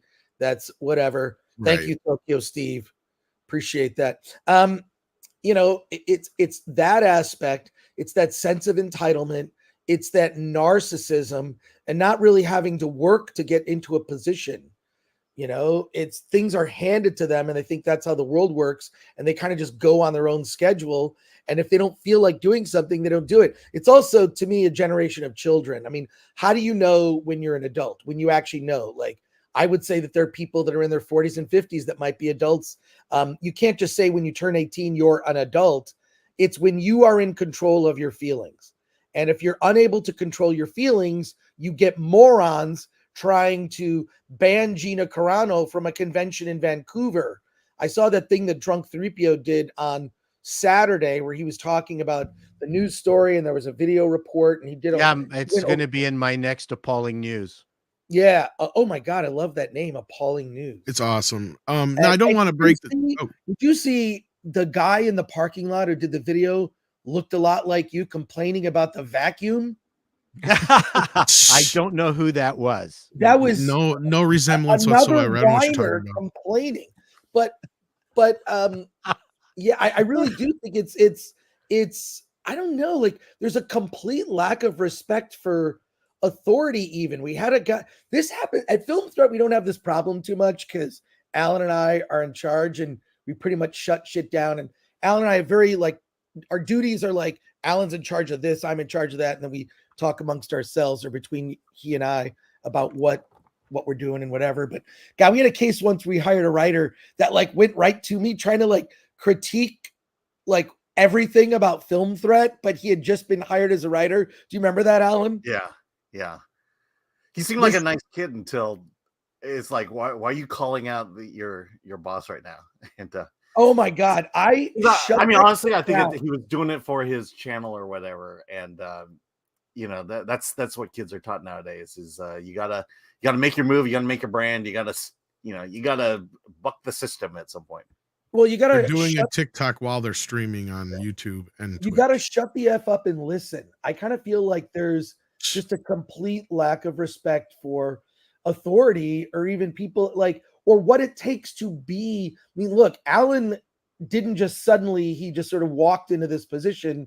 He started as a writer at Film Threat, became very prolific, and then just kept getting, it was like, well, you're the obvious person to run all of it. And, I don't know, like and Alan's writing, just, I'm a huge fan of it. Just like, I like to read my own website. Well, I'm just glad we finally got him on the show. Well, I mean, the one and last time, I wouldn't be surprised. I know he does a lot. Monday morning is the worst. It's the worst. Well, for Alan and I both, and look, to full disclosure, every appearance I've ever had at Midnight Stage in the Morning, I'm answering email and doing stuff. That's why I'm off camera. I'm on my couch. I think you kind of figured that when you're like, what was the question again? Yeah. Sometimes I'm just like, before you go, Paul, I just got to say, because Culture's got to leave us here. Oh, shoot. Okay. Patrick Robinson sent in a $4.99 super chat for Culture and says, and also Culture, don't feel bad. I love the Country Bears movie and I'm not ashamed to admit it. So he's sharing your piss poor taste in films, I guess. Look, the Country Bears movie stayed true to, the origin of the Country Bears for Disneyland, and obviously Disney World. And I think it was great. And it harkens back to when you had two different shows that you'd experience through the year at Disneyland. And I thought it was well done. And, while not the greatest movie, it's not. I'm telling you, Showgirls. It's people picking on me because I'm wearing my Christmas sweater. Look, it's fucking cold. Hey, I'm wearing a sweater. I'm telling you right now, artistic perfection is Showgirls. Yeah, Chris, do check out Culture for liking Showgirls. Yeah, go check out Culture Casino's channel. Even though he has bad taste in film, he doesn't Hey, bad videos. I dropped a bombshell news piece last night when I was in bed. I've heard you dropped lots of bombs, and they've vacated rooms because of your bombs. Anyway, NFL's buying a slice of ESPN. Yeah, I wanted to get on some of that, but this is actually kind of some pretty big stuff. This is we'll get to that important. Wednesday. These guys are way more important. Love y'all. Thanks for following me, and keep on Film Threat because they've been crushing it. Alan and Chris are the best. I'll see you. Love you. Bye. And I know Alan's got to be leaving us here pretty soon too. So before we do lose you though, Alan, is there anything else that stuck out to you so far in this reporting that you wanted to highlight before you take off? Oh gosh, I should have thought of something. No, I mean definitely kind of something that just kind of pushed you back and put you beside yourself. Where you're just like, damn, I couldn't see that coming. It's like Chris said, leading into this is not really news to us, but it all seems what's something that even took you by surprise? I think we all knew all this stuff. Yeah. Well, I think for me, it is the fact that all these diversity hires, they're young people. They're not seasoned talent who happen to be people of color, who happen to be LGBT, who happen to be women. It seems like they even want to push those people out because of their old ways of doing things. And in terms of who they're bringing in, yes, they're bringing in all the spectrum of the DEI, but we say it again and again. The main word for them is activists. You know, they want to change the system, and while they're doing it, they're killing the system. Interesting. Well, thank you so much for being here, Alan. We're glad we finally got you on here. Hopefully, we'll be able to find a time that works for you again to have you on again. But take care of yourself. This is my annual appearance. Don't have Alan on again. He's got too much work to do for. Okay, Chris. Please don't have Alan on again. Don't. Are you leaving, Chris? I love Alan. Are you leaving? Yeah, Chris? he's got to head out and do some work. He said. Oh shoot! I thought we were going to talk about the CCAs. Oh, we'll talk about it. We'll do. Oh, do you want to do that real quick? I'll stay on for a few more minutes for CCA. Okay, sure. So real quick, we'll come back to some of this stuff in the course. Yeah, of I want to hear some chats. CCA stuff. But there was the CCAs. For those who don't know, that's the Critics' Choice Awards last night. Went down, and you and Chris were there, right, Alan? Yep. Yeah, we were on opposite sides of the room. Complete opposite. They separated us like two kids that talk too much in the class. That's what they were trying to keep us apart. But no, so Alan and I are members of the Critics' Choice Awards, the CCA, Critics' Choice Association. I've been in it almost 20 years. I haven't been a fairly active member until probably the last like 6-7 years. Alan obviously was someone who should be in the organization. He and I vote in the Critics' Choice Awards. So we vote when the nominees are created, and then in the final awards. And the thing, this organization is considered to be very powerful because it's the best predictor of the Oscars. So if you get nominated or win at the CCA, there's a very good chance you'll get nominated or win at the Oscars. It's just they're nearly identical when you look at what is nominated and what wins. So and they do wine and dine you. They will, say, hey, come to this party, meet Paul Giamatti, and there's going to be like appetizer, snacks, and there'll be a screening, and you'll get to talk to Alexander Payne. Alan and I regularly go to those kinds of events. I'll say that while I appreciate it, my opinion is my opinion, and I'll vote for and support a film that I care about. I feel like Alan is the same when it comes to that. I don't know what else you want to say about it, but yeah, I mean, in terms of the wine and dining, a lot of times it's just bringing a film up that I hadn't even considered. For example, we went to a Naiad screening from Netflix starring Jodie Foster and Annette Bening, and I'd never heard of the movie until I actually saw it, and it's an amazing movie. And that's the nice thing about these chances to screen films, because you miss them all. You miss the good ones sometimes. Yeah, and so a small film can break out. A movie like Poor Things, I didn't consider that would, basically Emma Stone is teed up to win Best Actress this year. I never would have thought that, but it is what it is. I'll defend that film. At the same time, never saw it necessarily as a best picture or best actress thing. I just didn't. So But in any case, yeah. So what they do is it's Barker Hangar in Santa Monica. They do there's like 2,000 people in a room, and you're in a room with all the celebrities, and they kind of mix in a critic here and there at the tables. So last night, Kihei Kwan was there, Harrison Ford, the director of Godzilla. There's actually a photo of Alan and I with the director of Godzilla. Alan and X-Ray Girl met Loki. Yeah, and the American Fiction fan, and I have a picture of me with Kevin Feige. So we'll show that on Wednesday. Yeah, so Wednesday we're gonna go. Alan and I shot a bunch of videos and pictures. We'll show it on our Wednesday live stream. But it's an interesting event from that sense, and it's a wide section. I think it's about when I started there were like less than 100 critics. Now there's about 400. Is that right, Alan? About 400. I think so. Yeah. I mean, they opened it up when all the DEI stuff started happening, bringing in a lot of YouTubers and things like that. And so I'm not seeing the effects of it right now, but I'm kind of watching with bated breath here. So I have a question. Yeah. Oh yeah. Every award show I've ever gone to, there's always a group of people that are ignored because no one else knows about them. So when for instance, I was at the ACE Awards, no one knew who Michael Palin was, and they just completely ignored him. Wow. Utterly. And so I went over and talked with all the different actors that all the other actors and reporters completely ignored. Well, I had a great evening. The other person who was completely ignored that evening, you won't believe this, Muhammad Ali. Wow. Well, he was on the low part of his trough, and he had nothing, and no one cared.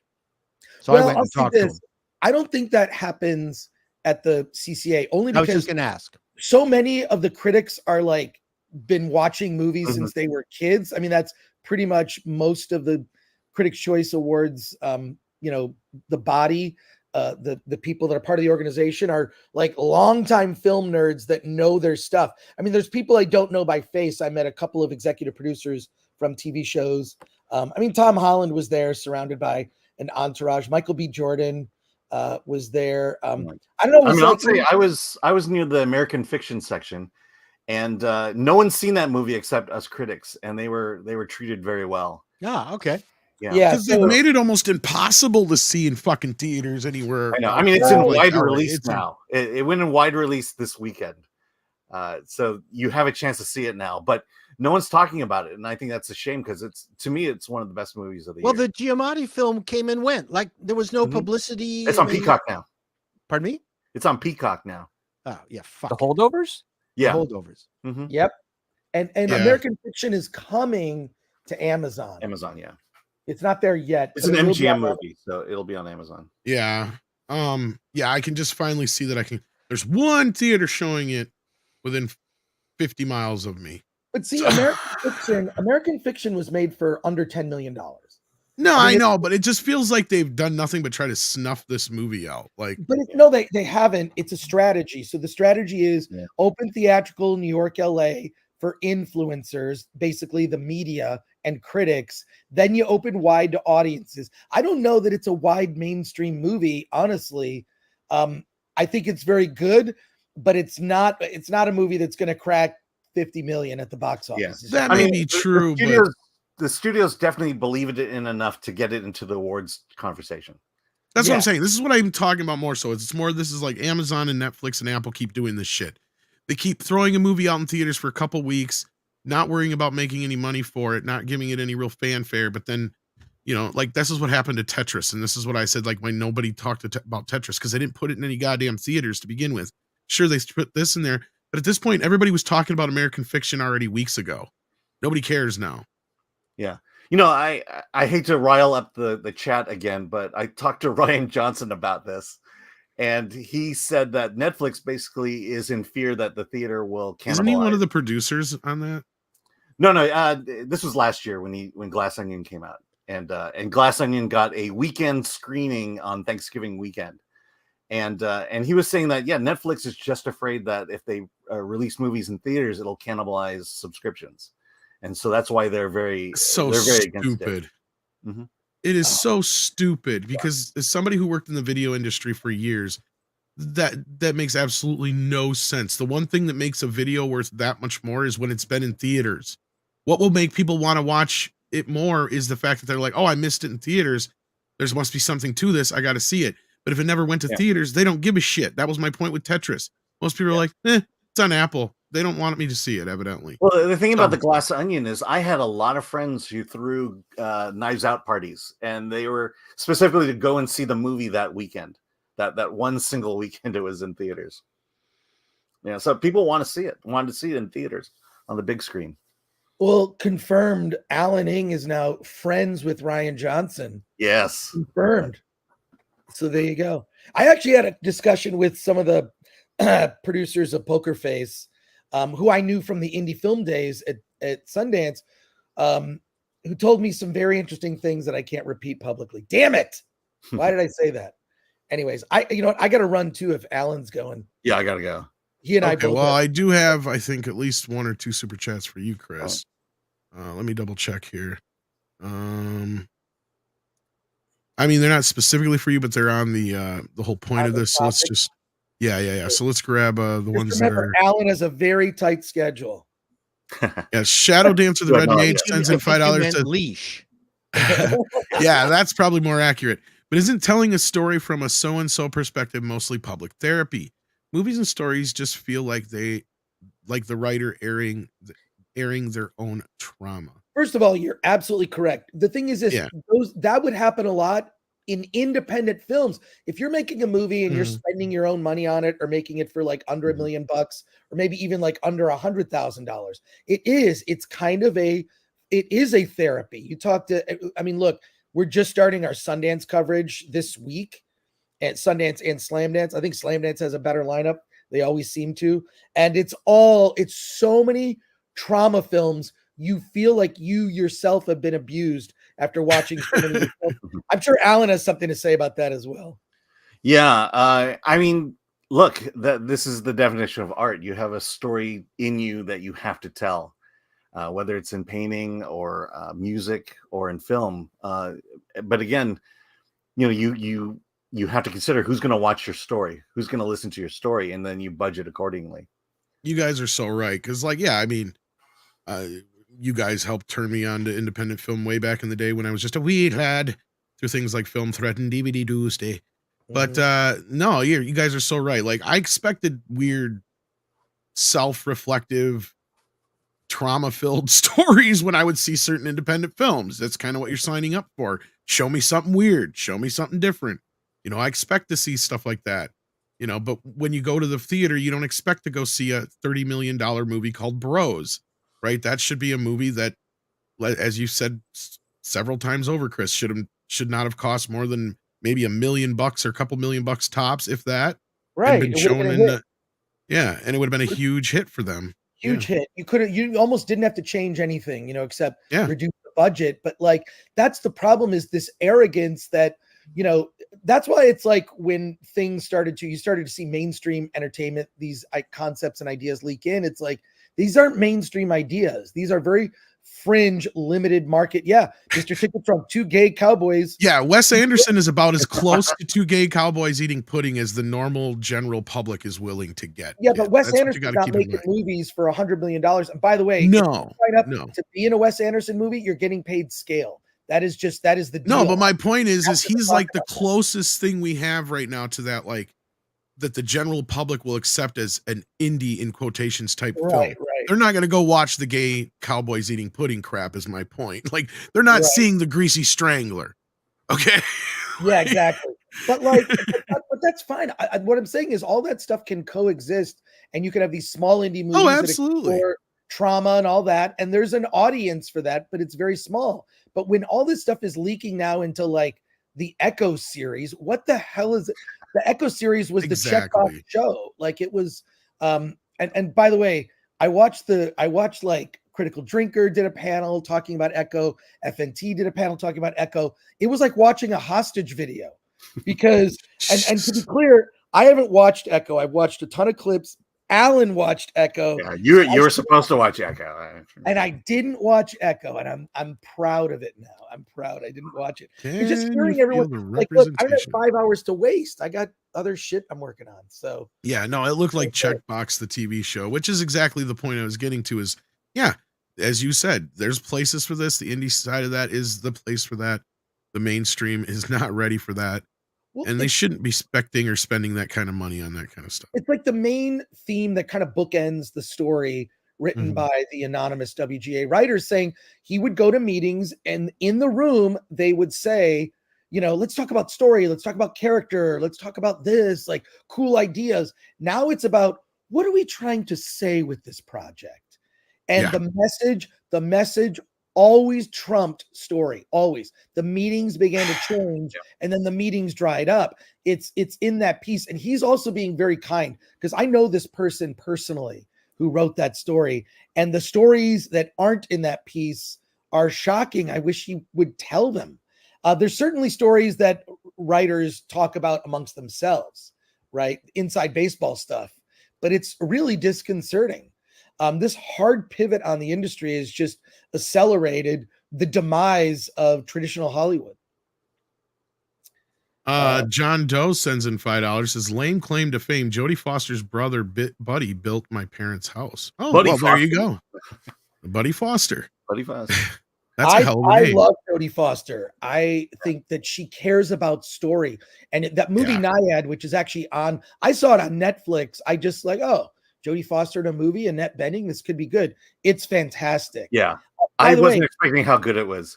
Yeah. By the way, the character is a lesbian, and in real life and in the story, it's not about that at all. It's actually barely mentioned. She is trying. Movie. That's not so. There's not a message about any of that stuff. And my feeling is, if you look at Jodie Foster's work, she keeps that shit in check. Because absolutely, it's there. It's not. It doesn't matter. Here's another Jodie Foster directed movie. There's a gay character in it. And actually, one of the best characters in the movie, played by Robert Downey Jr., no less. I watch this every Thanksgiving. Have you guys seen this one? No. For the holidays? No. Oh, God, you haven't? You'll love it. Check it out. This is one of our earlier directorial. Yeah, this is one of our earlier directorial debuts. Like, I don't know if it's a debut, but it's one of our earlier ones. But it's not in 4K, Tom. So I don't know. But it says Shout Select, so close enough. I'm just kidding. But 200 Watt Studios sends in $2 and says Chris Benoit, known as the family man in the ring. This is, of course, the wrestling business. That one's for Alan. So I think that's the ones that you guys were specific to that we can't handle anyway. Right. So I want to thank both of you, as usual, Chris, for being here on Mondays. But Alan, an extra special thanks for being here. It was a treat to finally get to have you on the channel. And you guys. Yeah. This is an amazing piece, and I can't wait to see the rest of it. When I just want to say that movie originally was called Homo for the season. They changed it. But Jodie Foster thought it was a better idea to change typo at printing. It's all right. Well, there you go, Alan. It was. I know it's Benoit. I say Benoit on purpose to piss people off. I'm sorry. It was just a surprise to wake up this morning to see I'd been replaced by Alan. No, I thought you had bailed on them because you were so drunk. Well, I was exhausted and got up this morning. It was just like I can't wake up. I look forward to the next iteration of this story. Yeah, the next piece. Good luck, guys. Yeah, it's just here's what's going to happen at some point. The mainstream is going to have the. I'm talking about the Reporter, Variety, Deadline, IndieWire. They're going to have to pay attention to this. But the reason I think that Alan and I are being inundated with people telling us this stuff is because the traditional trades are not going to cover it. No, of course not. Not They're unless it gets compromised as the studios. Yep. So here we are, like, and a lot of people, a lot of the writers, like they've followed Film Threat since the 90s. So they're well aware of our reputation. I mean, in a good way. I feel like we're like, maybe a pariah, but also like people do like respect us. I'll just say that, but they may not agree with us all the time. No, I figured out the chain of events. It was Kevin Smith who clued me into you guys, you guys clued me into Robert Meyer Burnett. So it's all Kevin Smith. There you go. Either way. But I want to grab this one real quick. Big Daddy MRI just sent this in. Question for the panel. How long will it be before Hollywood can make movies like The King's Speech or A Bridge Too Far Out of Africa again? Are they even capable of making movies similar to these again? Well, they do, but they just go straight to streaming and they don't have movie stars. Yeah, this is the point I've made before. Yeah.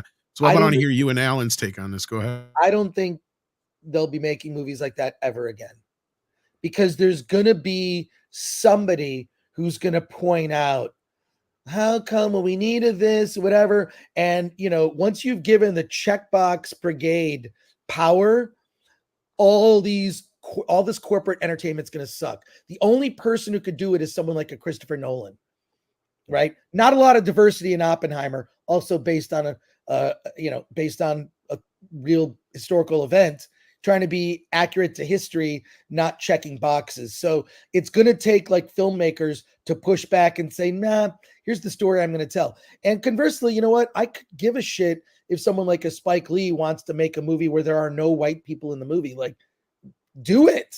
Like, go ahead. Yeah, I just feel like there's some certain stories that can be told a certain way. But yeah, I don't think we'll ever see movies like that again. Hollywood's not capable of doing it. And I'm curious for what Alan. Of course, they're capable. Yeah. They just don't care. They make movies they want to see or that they like. Everybody can make. There's nothing stopping anyone from making any of these movies again. The only thing that's stopping them is that certain people and the powers that be don't care. They don't want to. Right. They have the faculties. They have the resources to make them. They just don't. Right. There's no can or can't in Hollywood. You need a Chris Nolan or a movie star who wants to actually make one of these again. That's the problem. Yeah. You get somebody behind them, then they will. But like I was saying, don't want, not can and can't. Yeah. There is no can or can't in Hollywood. Yeah. I mean, I will say, not the big studios, Paramount, Disney, Warner Brothers, but more like Lionsgate or A24 or Neon. Blumhouse, even to a point. Yeah. Yeah. But they won't have the budgets that Hollywood will give them. Not without a movie star or a director to get behind it. Exactly. Yeah. That's my point too. Yeah. Yeah. All those classic Hollywood movies, they're in the rearview mirror now. Why do you think they're re-releasing so much? First of all, the theaters there's a lack of product. There's a lack of product I hate saying it that way, to be on screens. That's why Pixar is releasing a bunch of their quote classics to theaters. And guess what? Soul came out and it bombed. Yeah, it made $460,000 in over 1,000 theaters. Yeah. That is a bomb. Yeah. So and I can tell you the theaters are getting a 50-50 split on that one. So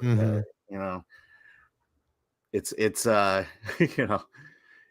they're kind of they're desperate. Let's just say that. And they're desperate.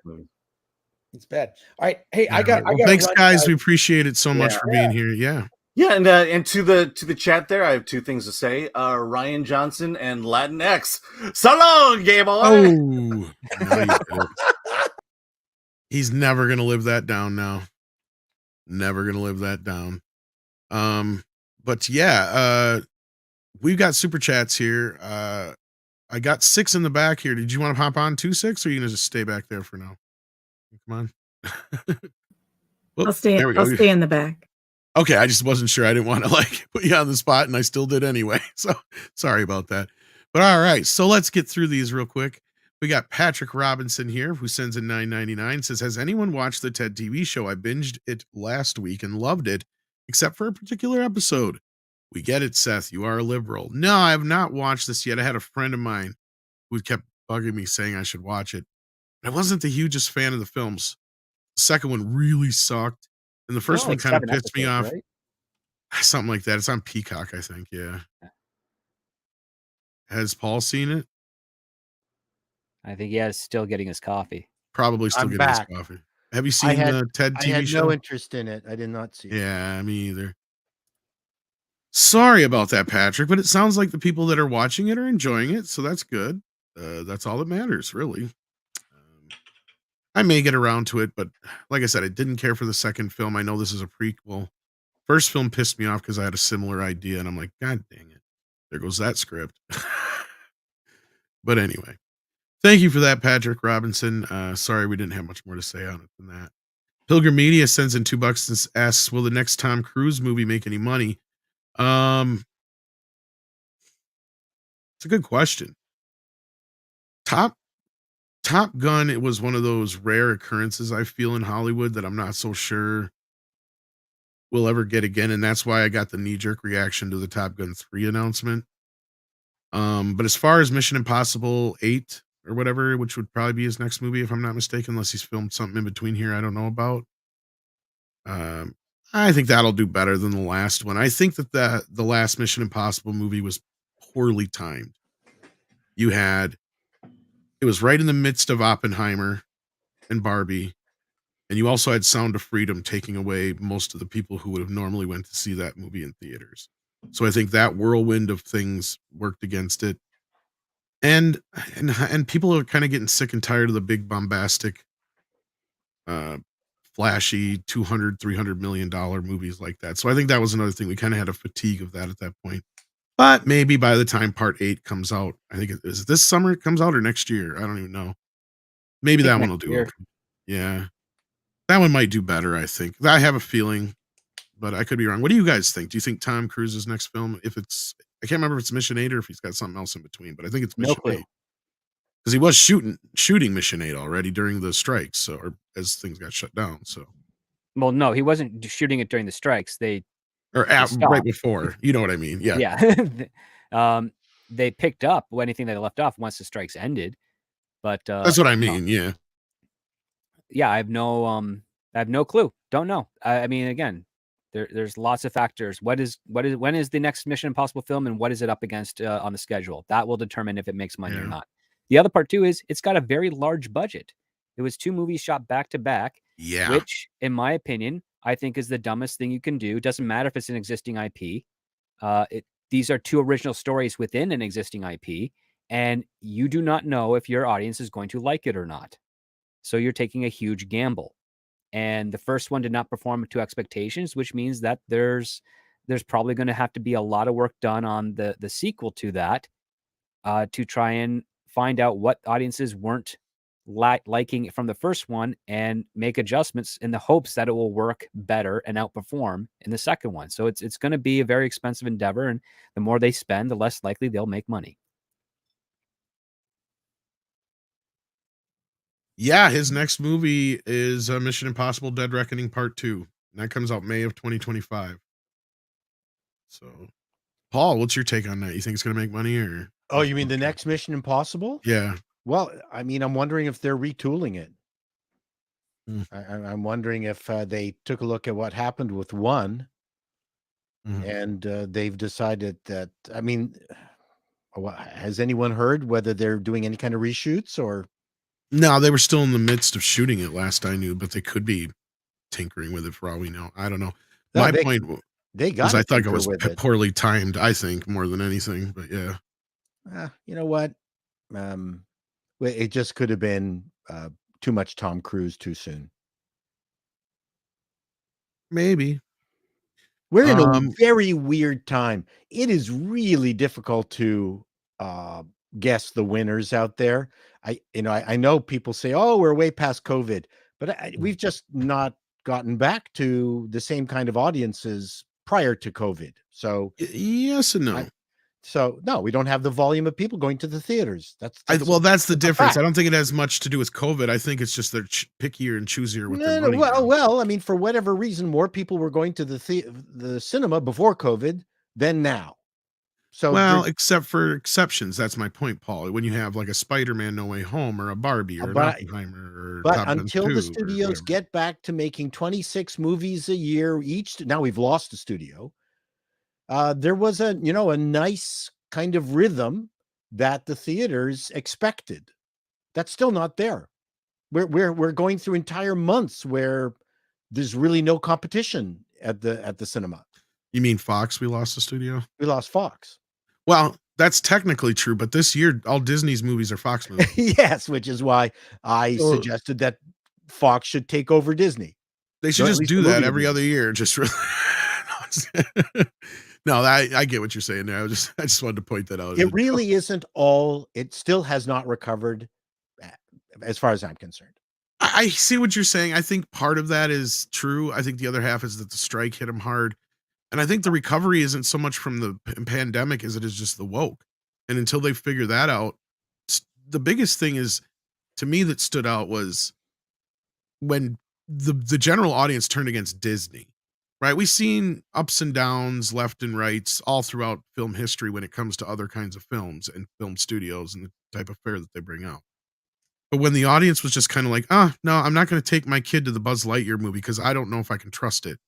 That's when I saw a huge shift in audience attendance. Because 2019, they had a record year for films. And that was pre-pandemic.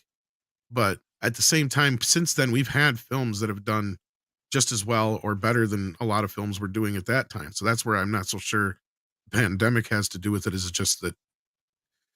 Well, I I'll think give you this. the audience has a knee-jerk reaction now to everything. I'll give you this. I think it's a combination of all those things all at once.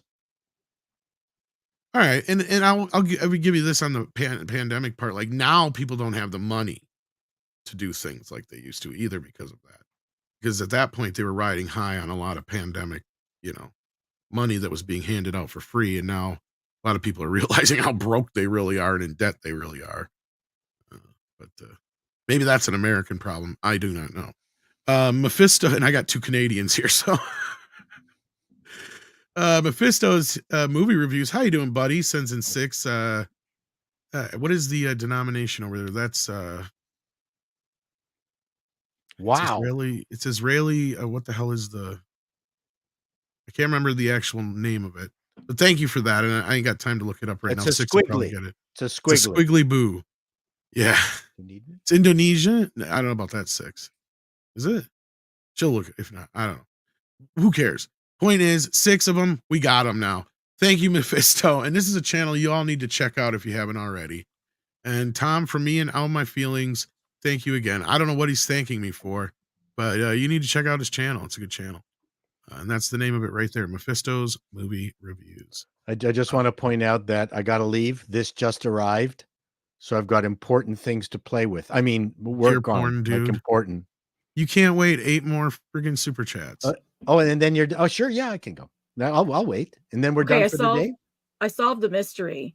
Yes. Mephisto is according to his YouTube channel. He's in Israel. Yeah, so it's Shekels. He said in the chat it's Shekels. So did everybody else. Well, I only trust him. Shekels, shekel with a question mark, and Mephisto says Shekels. Yes. Thank you, Mephisto. And do check out Mephisto's. I should remember that. It's easy. Take our picture. Okay. There you go. I've taken your pictures. I blinked. I think you did too. All right. We got a couple more super chats here. Connor Dorian, Charlie Manx. Charlie Manx? Is that how you said that? Says in $5, says, have you checked out Percy Jackson TV series on D+? No. I have not. I'm not into the young adult type stuff. Apparently, it's okay. That's a glowing review. But that was also previously a Fox product also. Disney really needs to just hand the movie studio over to the Fox. They know how to crank out good mid-level stuff with the odd hit. At least Disney would be going back to making movies as opposed to this roller coaster of nothing. Did you see it, Six? I saw part of the first adaptation of the books. I've read a few of the books, and like you said, it's young, super young adult fantasy, which is right up my alley. I have not seen the Disney version, but I've heard all kinds of good things about it. Yeah, I've heard it's okay. It's definitely not for you guys though. So we're looking forward to your review. I'll get right on that. I got somebody at the door here. Okay. Nicholas Horton says, he sends a member milestone. Member for 31 months. Wow, congratulations. Thank you very much for giving us your member. Yeah, you love Midnight's Edge a long time. That is.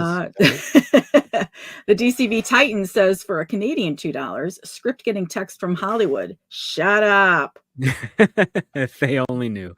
If only they knew. He's pretty desperate. Yeah. For the secrets that you have. You know where all the bodies are buried in Hollywood, don't you, Script? Oh no, it's only if they only knew who I really was, then they'd be telling me to shut up, but they don't. So I'm actually pretty sweet position where I am. Well, we're working on something together. I haven't heard any notes on you in the draft 3. Oh, right. Well, I got a deadline I had to reach yesterday. No, no, so no worries. It's I'm going to reach out to you later today. Yeah, when are we going to see this? When we're done, maybe. Or hear more about it. Can you give us a tease? It's so unique that I'm afraid to, if we reveal it, I will be assassinated if you. Oh, okay. Okay, well, never mind. Keep it quiet then. I don't want. Yeah, no, it's got a very interesting twist that's actually giving us grief, but and it's evolving. But I mean, the idea, not that people steal necessarily, but they do. It's borrow. not the theft. It's just it's a concept that people will if we do it well, it will be a trailblazer. Yes. Oh, cool. Well, I'm excited either way, as long as it's not like a Western. Yeah, we are too. Good. Zephyr sends $5, Canadian $5. Another problem with kids these days is getting the poop job at McD's to learn to work. Those jobs are getting taken by students, quote unquote, i.e. work visa scam. There's also a problem here in Canada where if you have a work visa student working for you, the Canadian government can subsidize up to 50% of their pay. So it's actually a cost-saving measure on the private businesses as well. Yeah. What is the poop job? It's just the low-level janitorial stuff, or working cashier, frontline customer stuff. I mean, my girlfriend saw Paul's video this morning, and she was laughing at it because before she got her current job, she had been in a position where she would hear customers say stuff like that to her at those desks. Yeah, the one here in the GTA, the one thing that's interesting is that there was a period of time where an awful lot of seniors were working McDonald's. That's gone. They passed away. They died. Are you telling me that there wasn't a constant stream of elderly employees? Are you kidding me? Yeah, that's funny. I've never worked fast food. I'm going to be there. Oh, I worked fast food. I was even a manager for a while. And let me tell you, most of the people that worked there. I was a bus boy. Then I late at the Holiday Inns in Don Mills. And then I became a waiter. And I remember one time at the Holiday Inn, the Mormons took it completely over, like a big Mormon convention. And a family of like 12 sat at my section for breakfast. And the husband, first thing he said was, "We're Mormons and we don't tip." And I said, "I'm Paul. I'm not serving you." Yeah, we've heard you tell that story before, and we had a little bit of butt hurt in the chat. It's a guess. All right. Sorry. That's all right. But my wife says, no, even when I worked there, and this was years ago, this is even before this current generation, right? Like this would be technically the in-between generation. And even then, I didn't like hiring kids because they were lazy. I'd rather hire somebody like around my or Paul's age or whatever, because I know at least they're going to try harder or they've had some experience, as opposed to some, 18, 19, 20-year-old who's going to work for a week and then not show up again. Because it's too hard. It is problematic. Take garbage out. I don't do dishes. The transition for anyone from school to a job is always very difficult, because once it becomes Groundhog Day, it's not so bad. But boy, that's really, really a tough transition. The only exception around Wisconsin, because I live in Wisconsin, is we get a lot of the farm kids. So if you get somebody who's actually from a farm, well, they've grown up working. The only problem there is if something goes down on the farm, somebody gets hurt, they're going to end up having to quit so they can go back and help. That's the only downside there. But yeah, it's tough. Cause I mean, I've brought this story up before, so I'll keep it quick.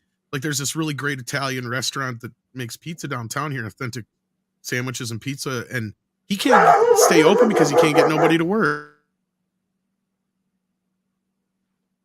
Yeah, there's a lot of restaurants in my town that are still, like the Taco Bell just up the street from my house. Yeah, still is only doesn't open until 4 p.m.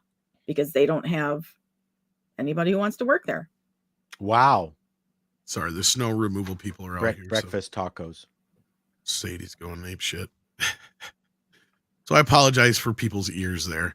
Hyperguyverse 2 sends in $5, says a good father always takes care of his wife and kids before himself. Yeah. I'm not even sure which part that was in reference to, but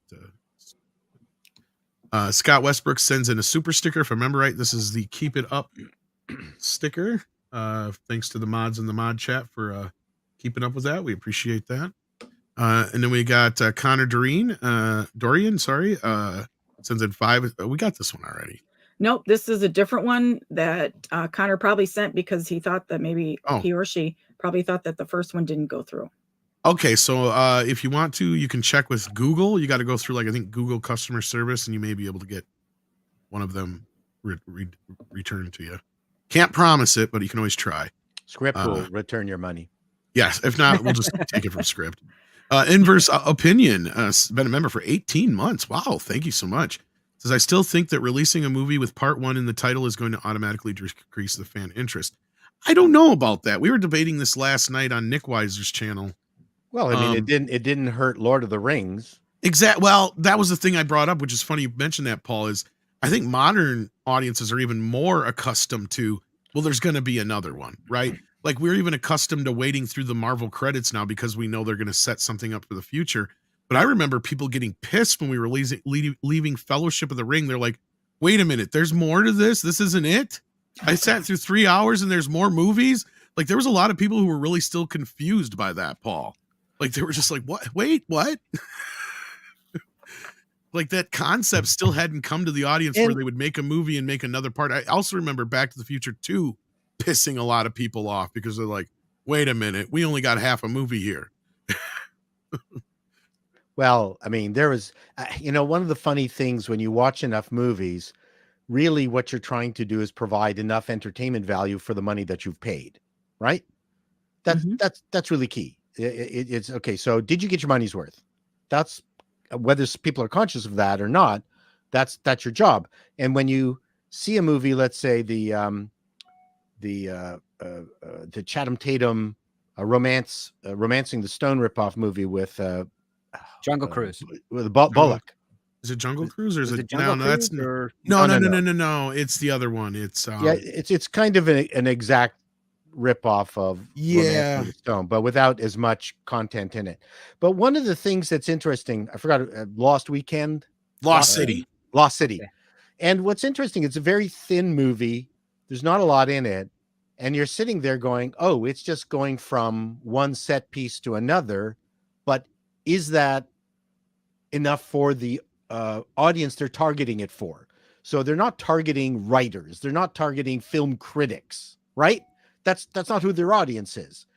And so you can go, wow, this movie is thin gruel, but look around to the women around you. Did they enjoy themselves?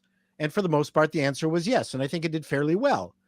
So you can come down hard on a movie like the Mission Impossible, but I imagine when they were editing that together, one of the things in the back of their mind was, did we offer enough entertainment value? And I guess in that particular case, no, but that's not something necessarily they could have guessed beforehand. It's not for me. It's about my time. I remember driving home from Black Panther 2 when I left after, I think it was maybe 40 minutes. I got into it and then I just got up and left.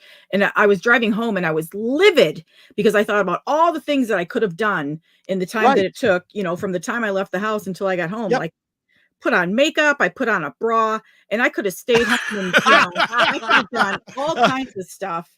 But you don't know that until you get in the theater and you're watching it on the screen. The price is that's not a factor for me. Right. If movies were $1, it wouldn't change how many movies I see. Yeah, I mean, the price only seems to be a factor if you got like a family of 3 or 4 or whatever. But I think you're right, Six. I mean, time, I think, can be comparable to money in this. Yes. This weekend I binge watched the Queen's Gambit because I was tired of all the crap out there and I just didn't want to see something crummy, and I just enjoyed it the second time so much. I mean, your enjoyment is an important part of your life, right? It's off of Six's point. Well, this is why a lot of people. The thing is, let me finish one point. People go, oh, there's these certain books you got to read. Fine, but if in the first 100 pages you're not enjoying it, put it down and don't feel guilty. Yeah, I wouldn't get to 100 if it's not getting me in the first 30. You kind of have to get into 100. Depends on the book. Yeah, it depends. But because like, here's my thing going off of what Succss' point is. That's why, you know, people ask me, well, why didn't you go see this? Why didn't you go see that? Because here's the thing. Why am I going to waste all that time for something that chances are I'm not going to enjoy? And nowadays, especially with the way things are going since COVID, especially Paul, this is where the COVID thing definitely has hurt theaters. And you're right about this. Okay, sorry. I had to. So you got that in your face when I said you were right about something. So you actually have that actual joy and elation on your face. Yeah. But, and that is that people know that within 2-3 months, less than that in some cases, they don't have to worry. It's going to be on streaming, right? Yeah. Why the hell should I bother spending an hour driving to the theater, almost 20 minutes getting my ass in the theater? Even with the pre-sold tickets, you still got to go up to the booth thing and scan your thing and do all the same shit. But that's an adult thing. I think kids, it's still, but the point is there's a 90 minutes wasted. Kids. 90 minutes just wasted getting into the Sure. theater, sitting through the movie, and then another, hour or so getting home. That's X amount of time out of my life for a movie that sucks. Yeah. That I'm not going to get back. The last movie that was worth it for me was Godzilla -1, and I haven't gone back since. I might go see American Fiction at some point here if the weather clears up. But that's just it. I've gotten to this point now where the only movies that are going to get me off my butt and make that effort are movies that I know are probably going to be worth it. And it has less to do with the money and more to do with the time, like Succss is saying. That's a single person problem. You're right. Comedy savior to show up. I don't know who it is. I don't know. Dave Chappelle's getting old. No, it's not going to be that guy who doesn't wear a shirt. Yeah, the man guy, the Bert beast Kreischer? guy or whatever. No, yes, the machine. That was his movie. It's not going to be him either. Yeah, no. And yeah, like the part 1, part 2 thing, I don't think that factors into this so much because even the Deathly Hallows movie had part 1, part 2 in it. You had that Twilight one. I think the conclusion I came to, Hunger Games too. Yeah. The conclusion I came to last night is I think this speaks to, like I said earlier, the timing of Mission Impossible 7 that came out. Had they just waited a little longer, or got it out earlier, maybe they'd done better. And the second factor, aside from that, is maybe that speaking more to the last film, because that's something a lot of people forget that Andre and I always look at when we look at these movies is how good was the last movie, right? Because that generally dictates how the next movie does. Correct. So maybe people were not as turned on by the last movie, and that goes to my point I keep bringing up. And people misinterpret me when I'm comparing them to the Transformer movies. I'm not saying the caliber of Mission Impossible is as low as Transformers, but I'm saying the audience reaction to the Mission Impossible movies could be at the point where they are with Transformers, where they're like, okay, I've already seen this already. It's the same as the last thing. Right. And I'm not going to go see Bumblebee, which was, yeah, exactly. But maybe Mission Impossible, this one was better than the last one, but they've gotten to the point where they know the formula. Tom Cruise shows off the big stunt piece in every one of the trailers already. I know there's certain people who've brought that up too, where they're like, why? I've already seen the big stunt piece, like that's the whole point of this thing. And I think they also have a bit of the superhero / big movie fatigue feeding into that as well, as I brought up earlier too, but we'll see how part 2 does. So I think it's all going to depend on that. We need to prevent midnight edge fatigue and shut this thing down today. Yeah, we're getting there. We got 4 more left here. Mr. Burger's in the house, my buddy, my friend, my pal. I'm going to get you on Mead, man. We got to have you on. We got to figure out if that works in your schedule. $10 from Mr. Burger. Thank you so much. It's Paul, Six, and Script. You are invited to participate in the greatest trivia challenge on earth. Thomas Connors versus the movies, coming April 2024. I would lose. Be there and be square. Tom is going to win. I would lose. Tom, and I'm not saying that nobody else knows the answers like he does, but he lives in the future. I swear to God. I love Mr. Burger's channel. My it is one brain of the just few works live that much streams I will quicker. listen to after it's not live anymore. And Tom always gets them right. He types like, I don't even know. I'd say Speedy Gonzalez, but apparently that's racist. Part of that may be true, but I have my weak points. Mr. Burger knows some of them already. Oh yeah, you don't know everything. No. When we get to certain questions, like when he gets into like the historical news questions, I usually get some of those wrong. And when they do the metal stuff, it's always a matter of me usually guessing. And if I don't know, I just put the answer as Spinal Tap. Because anyway, they always go to 11. There's trivia I know that most people don't know, like what actor traveled around with magnets when he was at hotels? Who? Howard Hughes. Actor. Howard Hughes isn't an actor, but he was a director. But yeah, Howard Hughes is not a director either. It was Paul Newman, because he didn't want the water to go out of the tub, so he put magnets on the tub, which were ceramic with metal underside, and it would put the curtains up against the sides, Oh, so the gotcha. water wouldn't go outside of the tub. Oh yeah. Well, There's they an have that interesting- now built into most. Yes, correct. But I Paul just call Newman carried housekeeping when I magnets make a mess. around specifically to makes prevent sense. water leakage from the showers. He didn't want to slip. Daniel Hall what says, model? "What model, Paul?" It's the brand new G9 Mark II. You got to say it sexier than that. It's the It's new the brand new G9 Mark G9 II. Mark II. What's that stain on the Oh, lens that's cover? that's Jizz. schmutz on the lens cover. Yeah, it's That's some- totally all right. jizz on the fucking lens Whoa. cover, man. This is my Leica lens. If you Leica, Uh, it's great. I like a. oh, like very it, yeah. pretty. I got to It's one get of my one. older lenses. I got to get a nicer camera for doing my videos and toys. This camera shoots open gate, which means at the same time you can shoot vertical style and horizontal all in one shot. Oh, That's- okay. That's what's Gotcha. unique about Like this. open map, basically. Yeah. Nick Alanian, Nick Allanin. I'm so sorry if I butchered your name, Nick. Sent in 50 smackaroos. Holy crap! Holy. Yeah, the money's for script though. Gosh, he won't let me send him money. For Script Doctor, I have ideas for scripts, but while I could imagine them and see them in my mind's eye, I find it very difficult to put words on paper due to how slow it is compared to how fast I think. Should I join your Patreon to get past that? Well, I don't know if joining the Patreon itself will get you past that, but maybe getting some pointers from Script on his Patreon might. Right? There's that. I also offer screenwriting consulting packages. So if you are on Twitter or X, whatever, just DM me your interest and I'll let you know what those packages are. Or you can sign up to my Patreon for free at the base tier. Send me a DM. I will send you those details. And if you think that they will be useful to you, yeah, I will be happy to help you get yourself in shape for writing a first draft of whatever stories you have.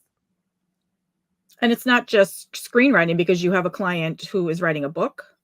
Yes, I have a client that's Correct? writing a book. Yeah. I have a few people I'm working with that are writing comic books. So I've been editing them. One of the comic books I've been editing is Vindicated by Gary Cassell. Gary Cassell. And yeah, you can go support that on Fund My Comic. So yes, and I do basically it's all story related. It doesn't matter what the medium is. I can help you out getting it into shape or getting it on the page. So at least you're in a better position afterwards than you were before. My one recommendation is read as many scripts as you can get. There's lots online. If you just search for movie scripts. Yes, and I actually have a Saturday show where we read some of those scripts. Correct. And A talk very about them as well. very good show. But Thank you. read as many scripts as you can. What if they're bad scripts? Doesn't matter. There's a yes. There's in the initially I would read good scripts, and don't forget they're not really scripts; they're transcriptions. Well, Of the movie. of the most best movies they are. You with a little bit of elbow grease, you will get drafts of scripts that are before the shooting phase. Right. I have not seen those, but when I was trying to teach myself to write scripts, I would go through an entire movie and transcribe it myself. It would take me a couple of weeks. Mm-hmm. But just the mere fact of listening to the movie and then writing it all out had a interesting connection. A lot of work. Okay, well, we have one last super chat, and this is from Patrick Lemire, and I'll let Script Doctor read it. Oh, thank you so much, Patrick, for $4.99. A Script Doctor tried sending scripts after changing his LinkedIn photo to a POC. You should do that. No. You need a brown and a black version. It's a good idea. I really should not throw some makeup on this avatar. That would be brown face, wouldn't it? That avatar isn't even pink. Look at me. I didn't mean to do that. Maybe Look just at the some rouge. difference. Script. You're slightly pinker hue of white than I am. Slightly. You are a little too white. I'm a bit. I'm pinker than you are. You're sallower. I'm sallower than you. Yes. Yes, you're pinker. You definitely are. And I thought I was the whitest motherfucker on here. No, afraid not. I think you goddamn crackers. Script is. I'm pretty pale. We don't get much sun where we are. No, that's true. Yeah, it's the Canadians. They win. All right. With that, we're going to wrap this up, kids. Thank you so much, everybody, for being here today. We appreciate it. Thank you again to Alan and Chris. Script Doctor, check out his Patreon, which he was just talking about, of course. Anything more you wanted to plug besides that?